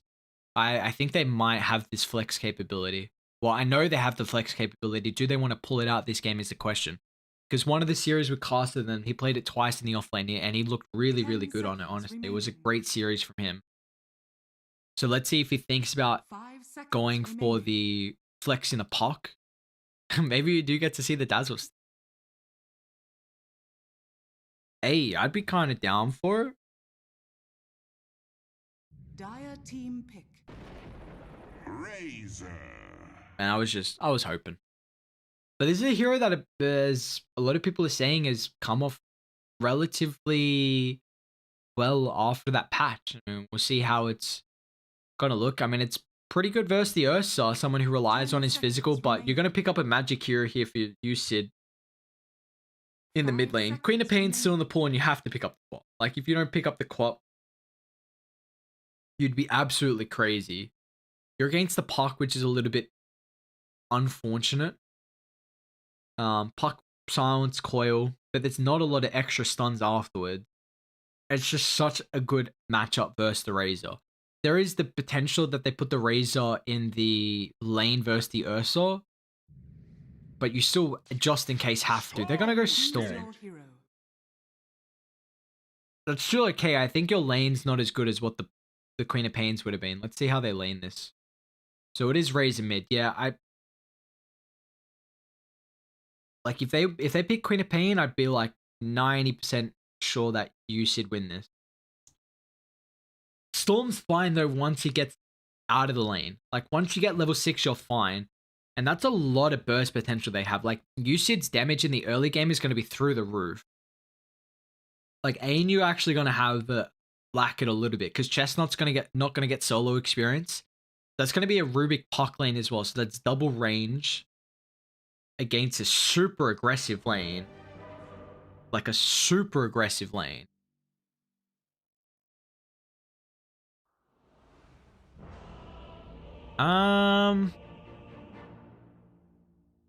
I still think this Storm's good. I think that unless he dies like 2 times in the lane, which honestly, there is a capability for that to happen. But I don't think it'll. I don't think it will. Sir Ramen Noodles was very impressed with his Invoker performance in game 1, and as we were checking to see if if he was highlighting his level 26 Invoker in his profile, we got to see that he was playing the Storm a little bit. He's up to silver tier at least for the Storm at the moment.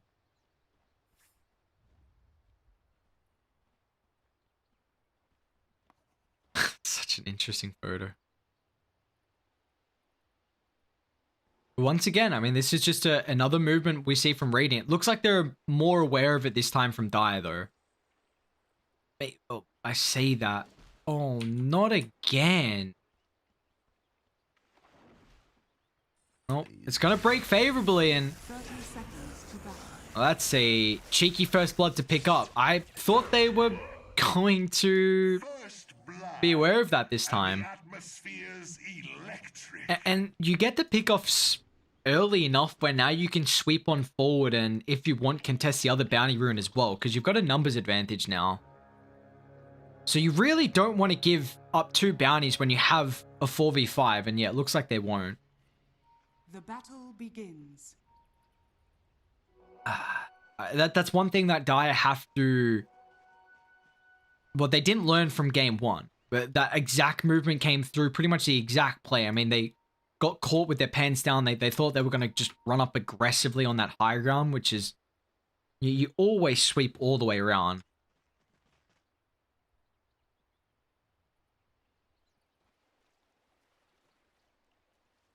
So that's just little things for them to keep in mind. Especially, I mean, we're already starting to see before this patch that fights were occurring pretty frequently around the bounty runes because of the nighttime change.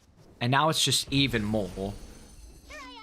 But the fact that you give Clean Cole first blood is scary. He's got Bottle now picked up. And I was saying that, like, this is not a good lane for the Storm Spirit. And now you've given the Razor a big advantage here.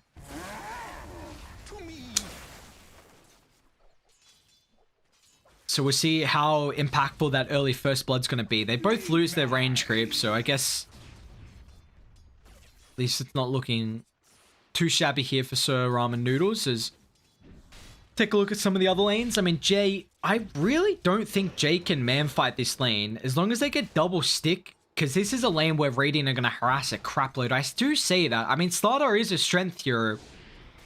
Mango is going to be back up, so Rip doesn't drop the decay. They'll turn to right click down Appa, but yeah, there's the sticks coming through. I think with levels, because Spectre's not really going to get any stronger with levels. And once Dire pick up a couple, then they I feel like should lane versus Jay fine. And he's got no mana as well. Is he dead here? Jay, they don't even need the levels. He's just going to end up falling. I mean, it looked like he was kind of just getting super aggressive. It now gives them level 2 though, and now Haha is in trouble. Another bash available with the crush. It's a double kill for Appa. I mean, that is a big mistake for the Undying. It looks like he was maybe thinking about just sacrificing his life so he could get a reset in the resources and come back to lane, but you give level 2 over to Dire. You do see actually Ursa ends up dying top, which is a bit surprising against this lane. Double ranged. Chestnut. But this is a lane where, I mean, Chestnut, we already see the capability of the orb. Very, very great because they don't have the instant stun. But if Chestnut uses the orb aggressively, then he has to play super passive. And also, Keith has done a great job at body blocking up the small camp that they don't have available now to pull. And Dai even blocked the hard camp as well, so they need to shove the lane in on Dai so it gets under the tower fast and the tower can reset the equilibrium. They have at least that pull camp now to utilize again. Or I should say utilize for the first time this game.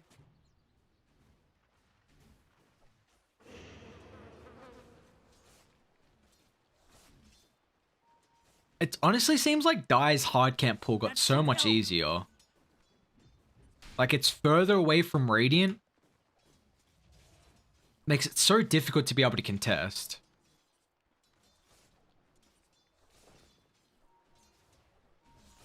How's mid going though? So Ramen Noodles. Under a little bit of pressure mid. He's still got 14 last hits. Like, he literally just needs levels right now. My god, is this slow enough? Clean coal? No, not gonna go in for it. The Magus denies you. I mean,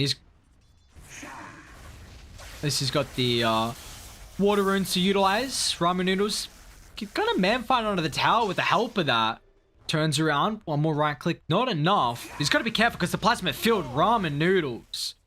You should drop the thunder. He's going to get punished there. Your lightning. And now clean coal, water rune, 2 bottle charges as well off it. He's got to be pretty happy. Bottle so impactful now with these changes, and they get another pull down bot. I mean, this is just highlighting that, like, how to really contest this pull. So difficult.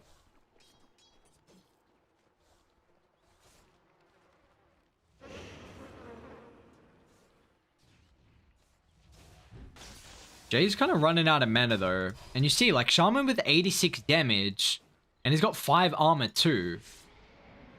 Does he get this kill? He's got more movement speed. Okay, Jay's got Salve. But, like, you see, the Undying is... I mean, Spectre is still top of the last hits. So it's definitely not like Haha is having a rough lane. But it does highlight that we're at least seeing the Undying factor. I mean, he's doing his job, though. He's taking a lot of the harassment, which is the main thing. K07, Appa. They've got the crush available, and he should close the distance here. There we go. Crush on the mark. There's that extra control that was required, and Jay's going to end up falling. That's a killing spree now for Appa. And now they can kind of bully the Spectre out for a little while here. They've got the lane shoving in. They might actually try and make a dive under the tower. I'd love to see the Storm Spirit go back to base, refill up. He needs to deal with this creep wave and then go back to base and TP bot. But it's going to be a little bit too late though. He actually needs his own help. If they were able to set up with that play like 10 seconds earlier, it would have been super cute because they would have had that, whoa, clean coal. They would have had that capability of a massive wave diving underneath with all the magic damage. But they might just get another kill on top of the Undying though. 3 points up in the Greater Bash is an immense amount of damage for K07. And yeah, he's going to be able to find it here. Guardian sprint up in a couple seconds if he wants to continue chasing. Actually does not get the kill there. So Undying Soul Rip was enough with that extra point to keep him alive. This lane is going to get very difficult now. As soon as Slardar hits, you know, every level you get in your Bash of the Deep is an immense value level. And you get a huge power spike at your ultimate. 10 armor reduction. No one has enough armor already naturally to be able to compensate with that minus armor. So very important for them to get that level 6. We see Ramen Noodles making this movement now. The issue is she doesn't... You can't really shove out this lane. Because like Storm wants to go on top of the creeps to shove it out. And Razor's like, no, no, no. You can't do that, sir. But let's see what they do. Like, is he gonna go bot? Is he just gonna go back mid? I'd love if he goes bot. And you put like a support mid. You put Muddy mid to just try and push out the lane. But this movement from Clean Cull is pretty spot on. Here comes the TP, but Clean Cull, he's beat the Storm Spirit here. So now with the rotation, they're going to zip in. K07 with the corrosive haze. There's a lot of damage. Jay finds a double, but it's very important that Sir Ramen kill is getting picked up there. Even plus 125 gold. I mean, like, he was struggling. But now, after that, he's got 1,000 gold to utilize. There's even a regen as well if they're able to scout that out. So, yes, you lose Slardar and Shaman, but, you know, Razor falls. You get the kill in the Storm. He's going to have regen as well. Like, that Storm's game now kind of pick back up. And now with the regen, they actually might be able to kill off the Spectre. They need to try and pop it instantly, but they won't be able to because the burst potential on Dire is through the roof. Like, his game is now online. Like, Storm is... He's fine. Like, we saw he was struggling in the lane, but that movement, like we were saying, just brings him back. Off guard. Like, I'm very impressed. Great play from Sir Ramen Noodles. Overall, though, we still see, like, I mean, the Ursa, we haven't been paying too much attention top because a lot of the battling that we've seen across the map, but Loveless, he's still working on the Battle Fury. So this is an item that we did see get nerfed, and a lot of people were speculating that the Ursa might be like a Diffusal Blade builder now with the buff to that. But it still seems like, you know, Battle Fury Ursa kind of pretty nutty with how it utilizes the Fury swipes, as Muddy's going to end up falling. Razor's doing exactly what he needs to do, but he's incredibly deep and he's going to get punished. So Ramen Noodles, TP's down. He's really been the star of this game right now from Dire throughout the past couple of minutes. Razor's flexing his muscles, but flexing them a little bit too hard here as we see. Core's going to break. Spectre joining top of the horn, and yeah, they got the damage to go through that TP. Dire's structures are fortified. Great use of the horn there, just getting Spectre up top exactly where he wants to be. Away from the dead lane. Dire's top tower is under attack. And he's gone for this old build that we were seeing when the Spectre was getting played as a carry frequently. The maxed out dispersion with the blade mail. I honestly would... Can Puck go blink phase boots this game? Like, he's gonna have big issues with the minus armor. I guess Treads is just so cool though. I Radiant's remember like we bottom were tower seeing is under offlane attack. Puck for a while Radiant's go, like structures are fortified. phase boots, even Tranks, but that was kind of like as more of a support. Radiant's bottom tower is under attack. Dire's middle Yeah, and there's some tower good is under neutral attack. items. Arcane Ring for the Storm Spirit right now. He's going to be pretty happy with that. Very happy with that, honestly. Radiant's bottom tower One of is the best under neutral attack. items you can get for the Storm Spirit. You know, Faded Brooch is pretty good. Keen Optic. Rip Mango Tree. Rip Royal Jelly. They used to be... Honestly, tier 1 neutral items used to be busted for intel spammers. Like, it used to be just so broken. We'll see Appa get broken down, but...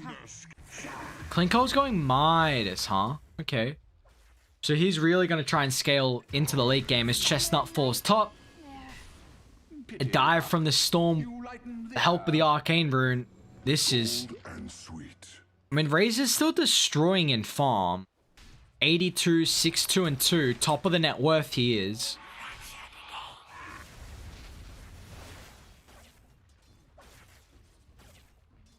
Dire's bottom tower is under attack. That should help. Clean coal though. Gotta be careful because of how good of a start you've had. You don't want to feed away this advantage. She just turns on K07. That, where's the team? Radiant's They're like, boys, I need some more numbers here. He ain't getting none of that. Loveless just sieging in mid. Buddy didn't want to join him.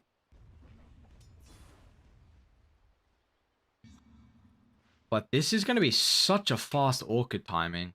Which I still cannot believe Dire's the middle tower is under gold attack. did not get nerfed.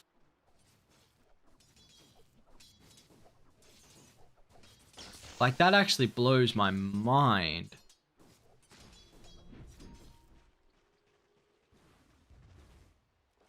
It's still so cheap. He's not getting many last hits, so it looks like he's putting a lot of emphasis on trying to find these kills across the map. He's giving a lot more of the safe farm to the Ursum being the playmaker that they need. Dude, Clean Call is really farm. There we go. Zip in. Jay. Another pick off for the Storm Spirit. He's even got the Arcane Boots from Appa. That's nice. Let's see. Is Muddy going? Yeah, Muddy's going Arcane as well. Foil drop. Grimshow. No help coming through. They even dropped the Haunt. Dire's top tower Sada's actually going to come on up here. I've got all the TPs available, Chestnut. Nice dodge. Let's scout them out as well. Let's see what Dire want to do with this movement mid lane. So gotta be careful. And Rage gonna get popped, but with the Blade Mail, it's gonna force the Big Bad Bear to retreat away underneath the tier 1 tower. As it now frees up top as Radiant. They saw all the numbers mid, so with this information, they're able to get aggressive, and Clean Cole finds another kill. He's on a killing spree right now for the Razor. Dire's top tower is under attack. Chestnut. Oh, ramen noodles. I mean, it's just a position 2 show right now. Who's able to carry? Radiant's middle tower is under attack. Who's able to do it better? I flex, you flex, we all flex. Dire's top tower has been denied.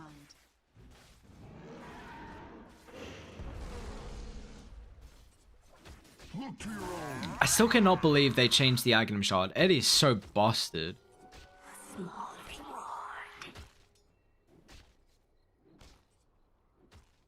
It's a Earthshock's 8-second cooldown.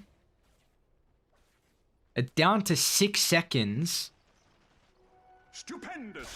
Clean Cole.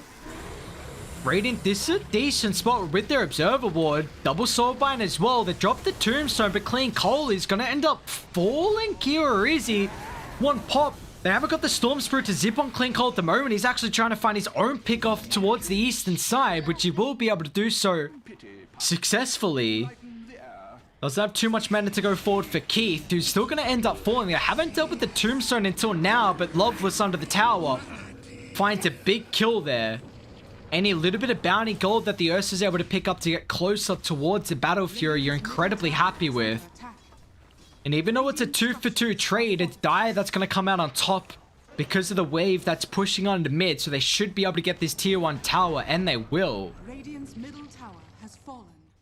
Dude, he's level 14 on Razor.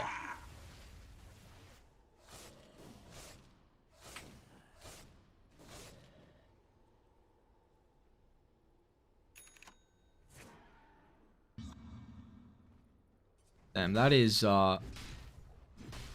pretty crazy.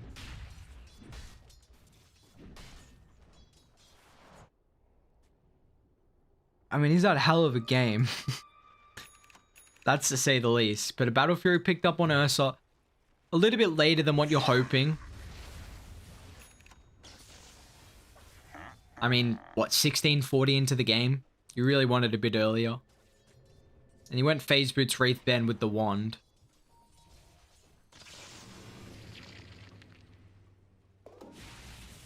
But Dire do have a big advantage now with that tier 1 tower mid down, and they're going to utilize it. With a zip in.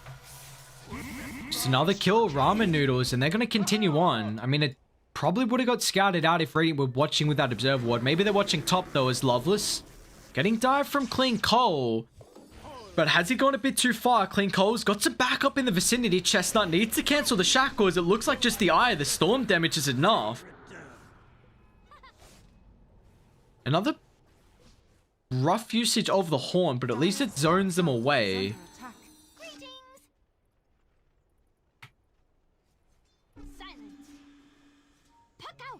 So once again, we're into another game here where it's relatively even.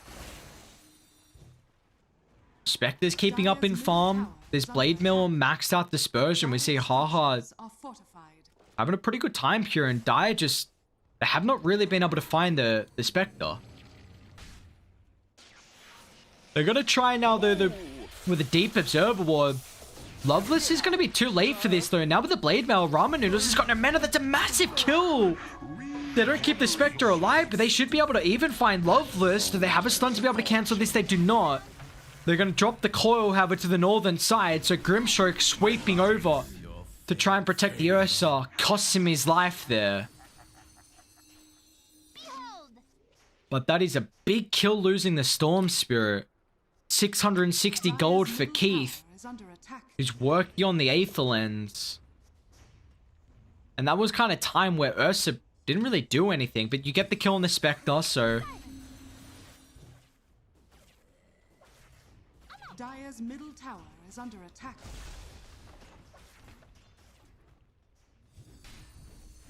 They got Blink on K07 now as well. They're dropping Serpent Wards. They want to brawl here. But Storm hasn't joined them yet, so they didn't have that long-range catch. It's going to come from the Soulbind Blink now from Slaughter. Nice onto 2 with the Shackles.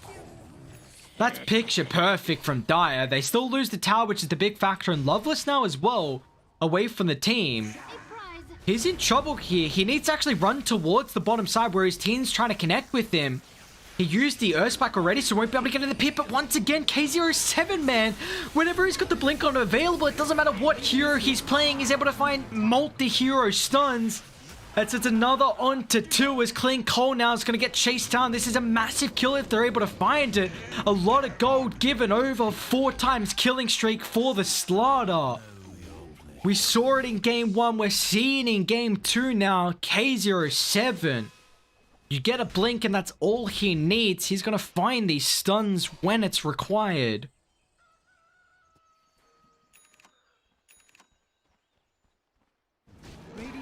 And somehow Loveless stays alive as well, which is a big factor here. Blink forward. Gotta be careful how deep you go, because now Tombstone drop along with the coil. Great fight from Radiant, and they're gonna punish this overzealous play that Dire tried to dish out. That was very, very ambitious.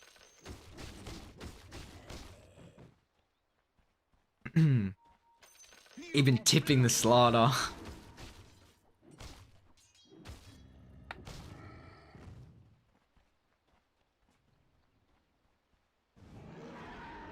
But we gotta...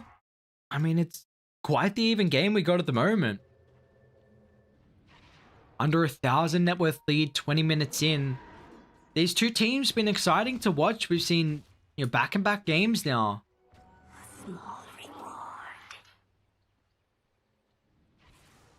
Dire's top tower is under attack. Stupendous. The one thing I like about Dire's draft is that I'm a huge fan of Ursa Storm Spirit together. Like, Storm Spirit is a hero who very much... He very much thrives with the Aegis. I mean, he's the best Aegis carry in the game, I think, by far. But you can't take Roche, which is the big issue for Storm. But, hey, guess what? You've got an Ursa. You got an Ursa, you got a Slaughter, you got a Shaman. But the real thing is, we were speaking about the combo with the Ursa Storm. And Ursa gives the Storm Spirit exactly what he wants.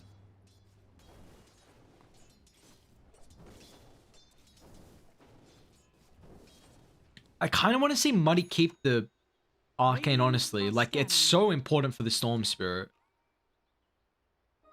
Nice.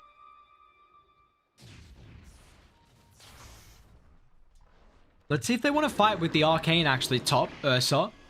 Pops the coil with the Rage. They're still going to be able to control him now. Appa TP is in, but he's going to die as fast as he TP into the fight. And they even stole the Serpent Wards as well. The rest of Dire, they had the TPs on the Storm along with the Grimstroke, but they weren't able to join them, so they just farm off the Shaman Wards and get 2 easy kills. I'm over here. I mean... Here I am. And now they're actually going to go in Roche. They can do it relatively fast with the Desolate. Long zip in, Ramen. That's a free kill for him. Dire sweeping over to try and step on the toes of Radiant underneath the Roche pit. But still without the Ursa and the Shaman. They force him outside, but they can just go back in. But, I mean, Undying didn't disengage with the rest of the team fast enough. He might get punished here, and he will. Ramen Noodles. Told you a storm was coming. Whenever you give this man an opportunity, he's going to punish you. He doesn't have too much mana. Now he zips inside the middle of the pit, and he's got no way to get back out. Ramen Noodles, I was just praising you. It's the good old cast the curse. The Age is going to get snatched here from the Spectre. He's going to instantly have to pop that one. Loveless going to move him forward, but now with the Scepter controlling the Ursa, pops in Rage, but it's not going to matter. Where's the control they have right now on Dire? There's no stuns. Loveless just running around like a headless chook. The Shackles along with Slaughter's damage going to find the kill on top of the Rubik. They get the blink on forward as well. The Centaur Conqueror even helping out here from Dire. But the Blade Bolt Dispersion, they got to be careful because they're doing a lot of damage to their own selves here. And Chestnut and Clean Coal can just clean up. They got the Shackles, but there's no extra damage. Clean Coal forces the Slaughter away from the rest of the Chestnut health pool. K07, surely not. Clean Coal, no TP cancel. So Spectre still dies after that Aegis getting picked up, but you see, I mean, Rubik buys back there. But again, just a back and forth game. We get a kill, you get a kill, we win a team fight, you win a team fight. What more can you ask for?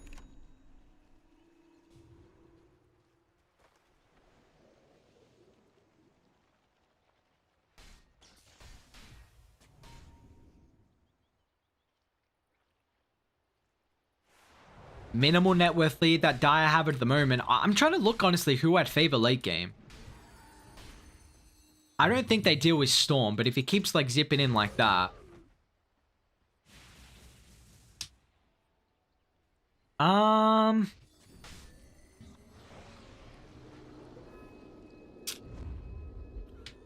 mean, they really don't have stuns. You can always draft for stuns, though. Like, Aghanim's is a... Chestnut really needs Ags for the Storm. But it's not good versus the Ursa, though. So he's actually going to go Dagon, Burst Potential, top lane. Ramen, another easy kill. Is Audi. Throw the man down. Oh, is he? He's not Audi. Never mind. I'll take that one back. Chestnut. They didn't even need the Aghanim's coil. It's going to be careful because still it's a lot of damage, but that's a great catch. It does leave Haha solo, but it's unable to juke through the trees with the Manta. So Dire at least will trade the life there across the map. It might be able to do a little bit of damage onto the tier 2 tower as well. Radiant's bottom tower is under attack.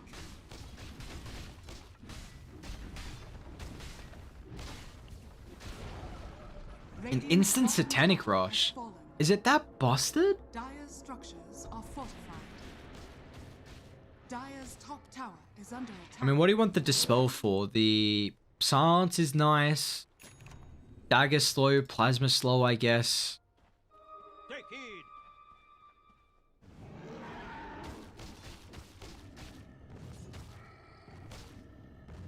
It gets rid of yours too, actually.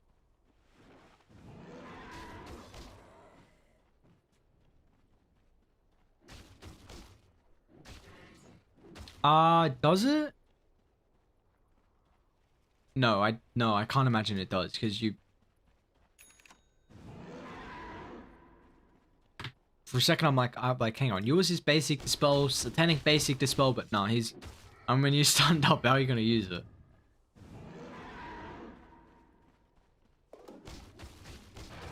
He's farming very fast, so you see Spectre's falling a little bit behind. There's 6 deaths here for Haha. And sweet. He was having a game where he was getting a lot of farm and keeping up with Loveless, but... And Ursa can just farm so fast with this build. Like, it's actually stupid. He's almost level 22, so that's going to be really important. That Enraged status resistance if he wants it. Top lane, Haunt. Spectre's going to find the supports. That information sets up for the call in the backline. They get the Soulbind Hex, but they've already brought down the Grim Choke. Shaman's just moving him forward. Yes, he gets the double shackles, which is cute with the Soulbind, but he just gets ripped apart. And they might even lose K07 as well. Slaughter. Chestnut. We were speaking about this man. You know, the KDA is not looking too good. 3-3 and 15. It's not like it's a game-winning KDA performance, but overall, very, very impactful puck. Loved how he's been playing this game. Let me see what the man's got coming out for him. He's actually going to the Dagon. Sorry, the Aeon disc, apologies. He skipped the Dagon. He's got that execute up. But now they're going to be able to take a tier 2 tower, so... An outpost if they want it, which they'll get.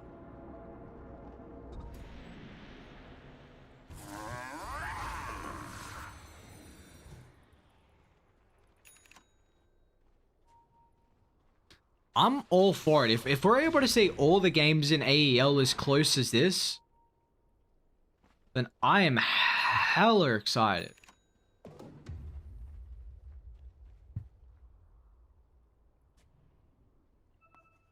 The one thing I'm worried about for Radiant is that their initiation is very reliant on the puck. Until Spectre gets Abyssal Blade, which, what's he coming out? He's got Diffusal. That's... But now you at least have a way to get in the fight, Diffusal, Dagger Slow, and really be a nuisance to someone. He's got level 22, so 400 health. Even the Cloak of Flames as well. You see how fast he's farming with that, and the Dispersion Blade Mail. But you see, like, Dire, like, Ursa's got Blink into Abyssal Blade next. Shaman, he can eventually go Blink. You got Storm to start, you got Slaughter to start. Like, it's so much easier for Dire to start these fights. It's really reliant on Chestnut. And I've been incredibly impressed with how he's been starting these fights and locking key heroes down.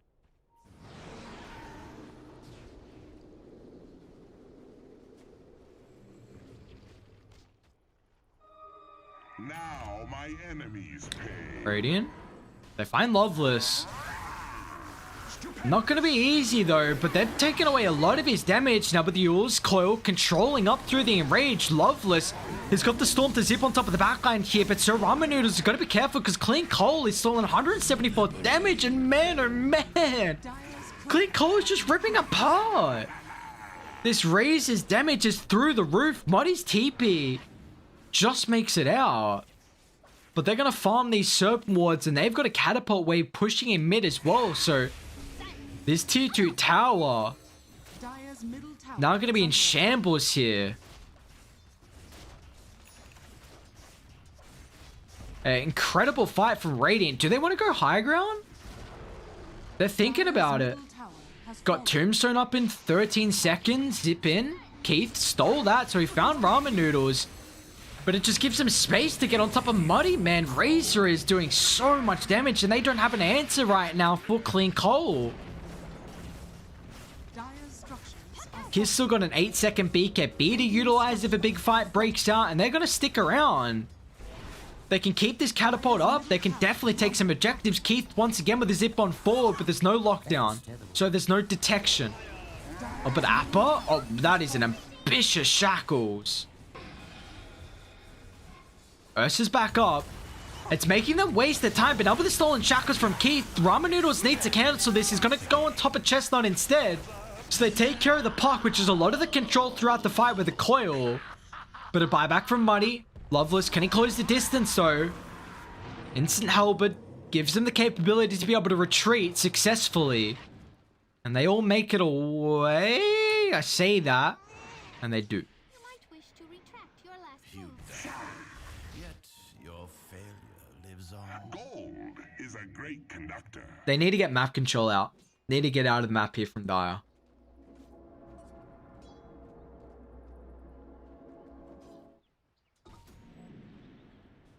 Don't want to give them any breathing room now. You get a nice kill on the puck. Get out the map, drop some wards down. Have they got any available though? Like that is the big question. No, they don't. They've got 2 across the map, but Brady must have done a very good job getting these D wards. Appa? Whoa. Bye-bye, Shaman. Ursa's even going to come in and forward. Tries to bring down Keith. The Stolen Shackles once again. Now they're controlling Loveless. He doesn't have a BKB. All you need is one stolen stun for a Rubik. And you can just lock someone down for such a long time. 2.6 second on your telekinesis. Your Shackles is a stupid amount duration as well. 5 seconds maxed out.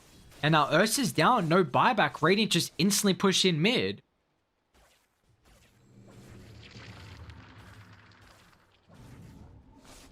Slaughter again. Keith, look at these Shackles. They need a way to cancel this. Inkswell's going to do just that. Now with a soul by him. But Clean Coal stolen 161 damage. They're even dropping the coil. Chestnut unable to get any extra follow-up there. But the real threat is the objectives. Do they want to go top for more, or are they just going to reset? We saw what happened last time when they stuck around for a little bit too long.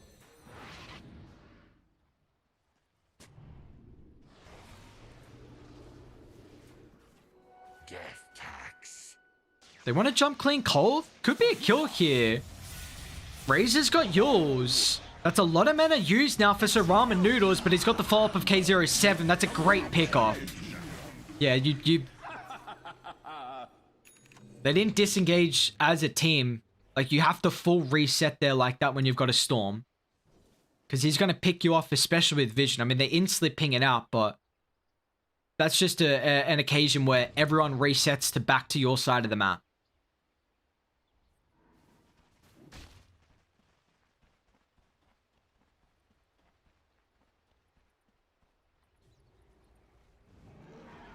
And now this is going to give Dire a pretty big opportunity, honestly, just to take Roshan. 2 Shackles, please. I mean, look at it melt. Jesus Christ. Where's Storm? Ooh, they don't give the Aegis to Storm. Okay. Shard's available. Loveless going to pick that up instead because he was looking to buy it next.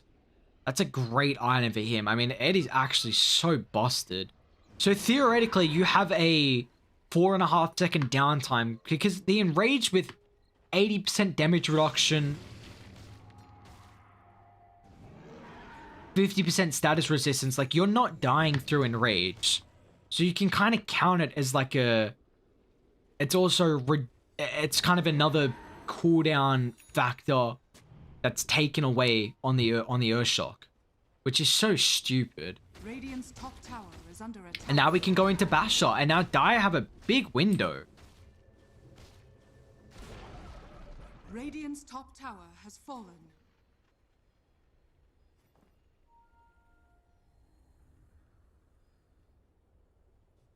Oh, that's interesting.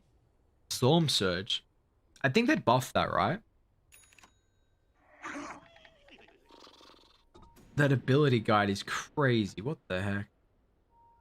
Yeah, shard damage from 120, 150. So they didn't buff it much. Stupendous. Like, Dire now with Aegis need to control the map as well. They do just that. Chestnut, blink in, force, Keith, get some distance. They're going to actually take the fight here with the Horn. Committing on 4, but they're going to be careful here. They might actually just be able to bring down the Spectre. He's pretty tanky, but Dire, they wanting to reset the fight.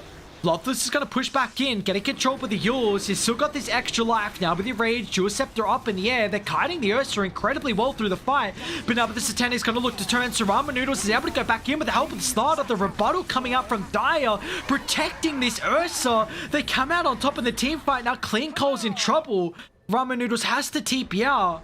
They got a little bit of information on Chestnut, but he's able to make it out too. But you see how tanky Ursa gets all of a sudden. Satanic Shard. How did that go to... How did he all chat that? Interesting. Interesting.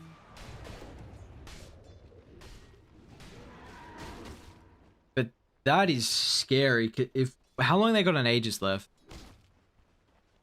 2 minutes 20. You're probably not going to get a timing with Aegis Abyssal Blade, which... with a pick-off into higher ground is really rough for Radiant.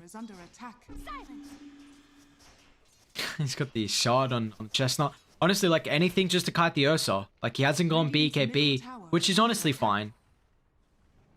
Like you've got Satanic,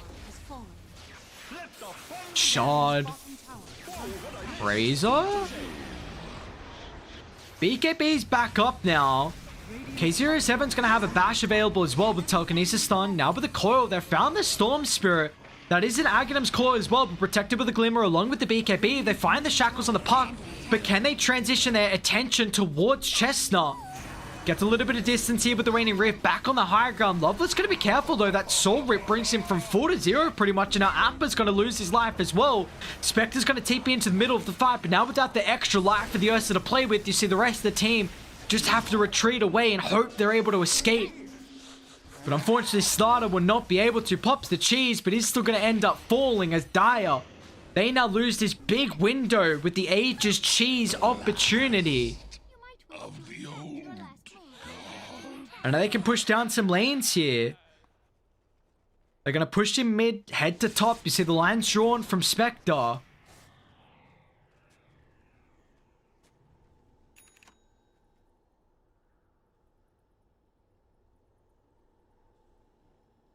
Or do they just want the T1 towers down bottom? I mean, that bottom lane is shoved in too.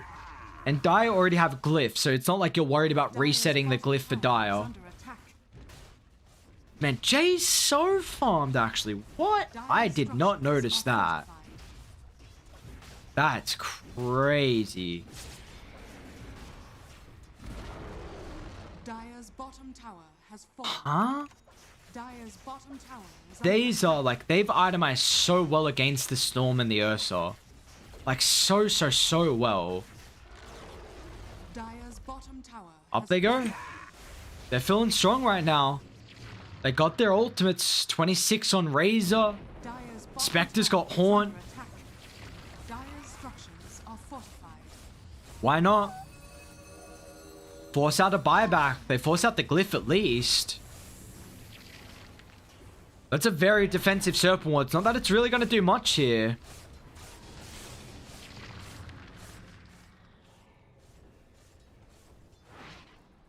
And now they'll reset. Let's see if they make the same mistake. Is a great conductor.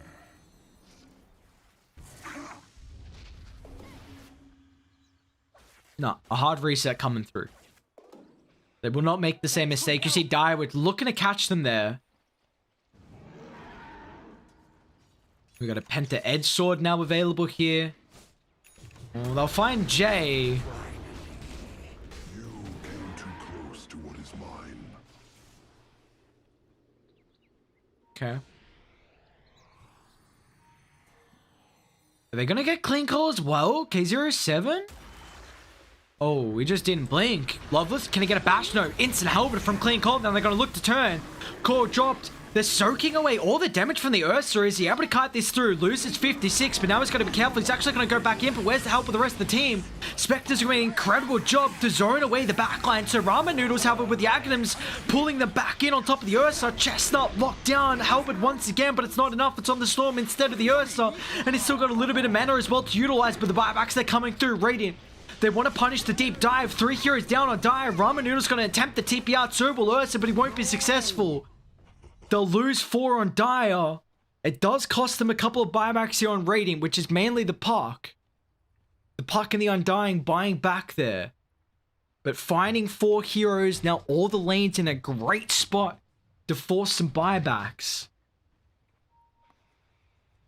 It was an Arcane Rune fight there for Saram and Noodles. It was looking strong. And he went that Overload attack bounce as well. Interesting. I wonder if he gets shard next, honestly. Dire's top tower is under attack. Touche.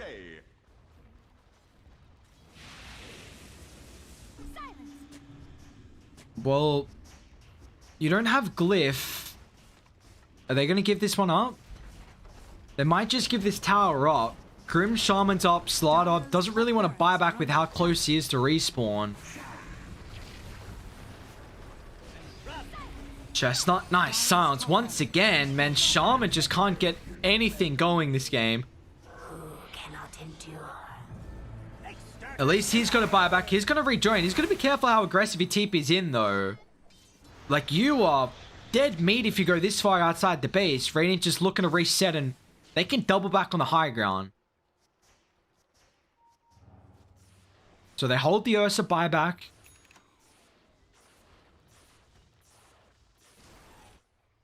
But they lose another full set of racks here. A prize. Silence. Greetings.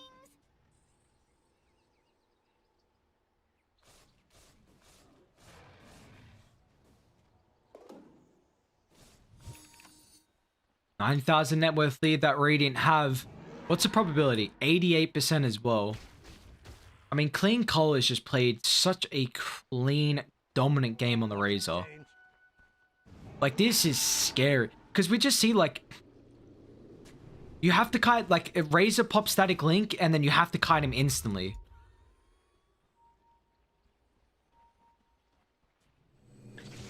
If you don't, then Ursa's damage just gets neglected in fights.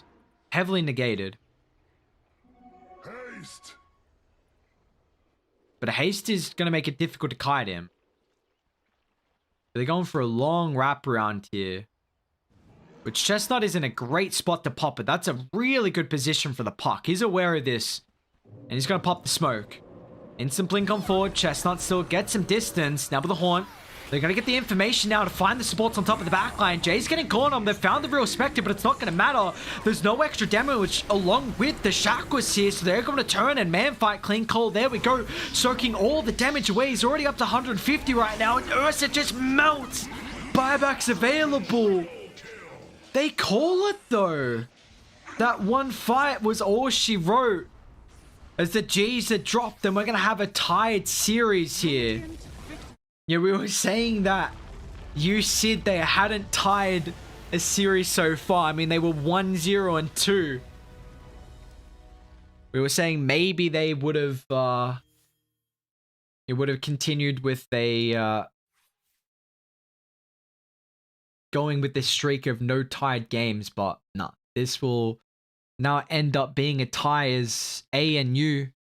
Oh, they're going to be able to even up the series here 1-1 in the best of 2. What a solid performance. I mean, we saw just... These are two teams that I very, very much enjoyed watching. Like, this series was incredibly fun to watch. ANU, USYD, now that I know how to pronounce USYD, so much easier to say. But, you know, these teams just, they look overall strong. And, you know, USYD, honestly, for a team that's... I mean, they're in 5th position. Maybe they'll they jump up to 4th now with that 1 point from the draw.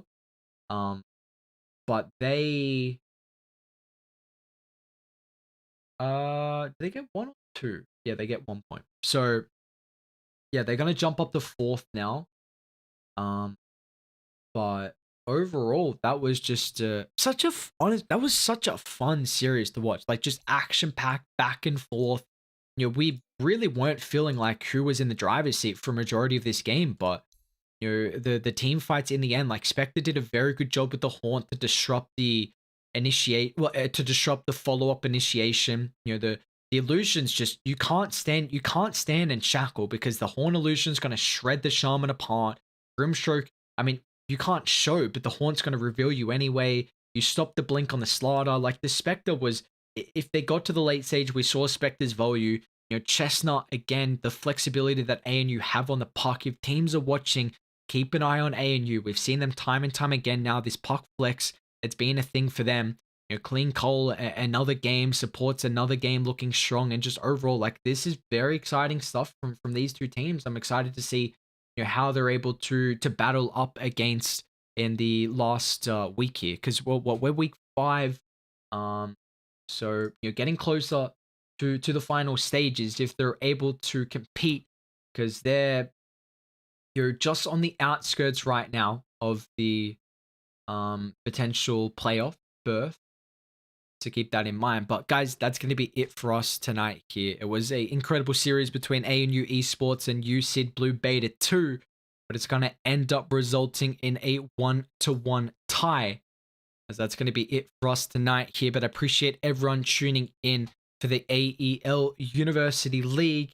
And with that being said, we'll see you shortly for some more Dota action.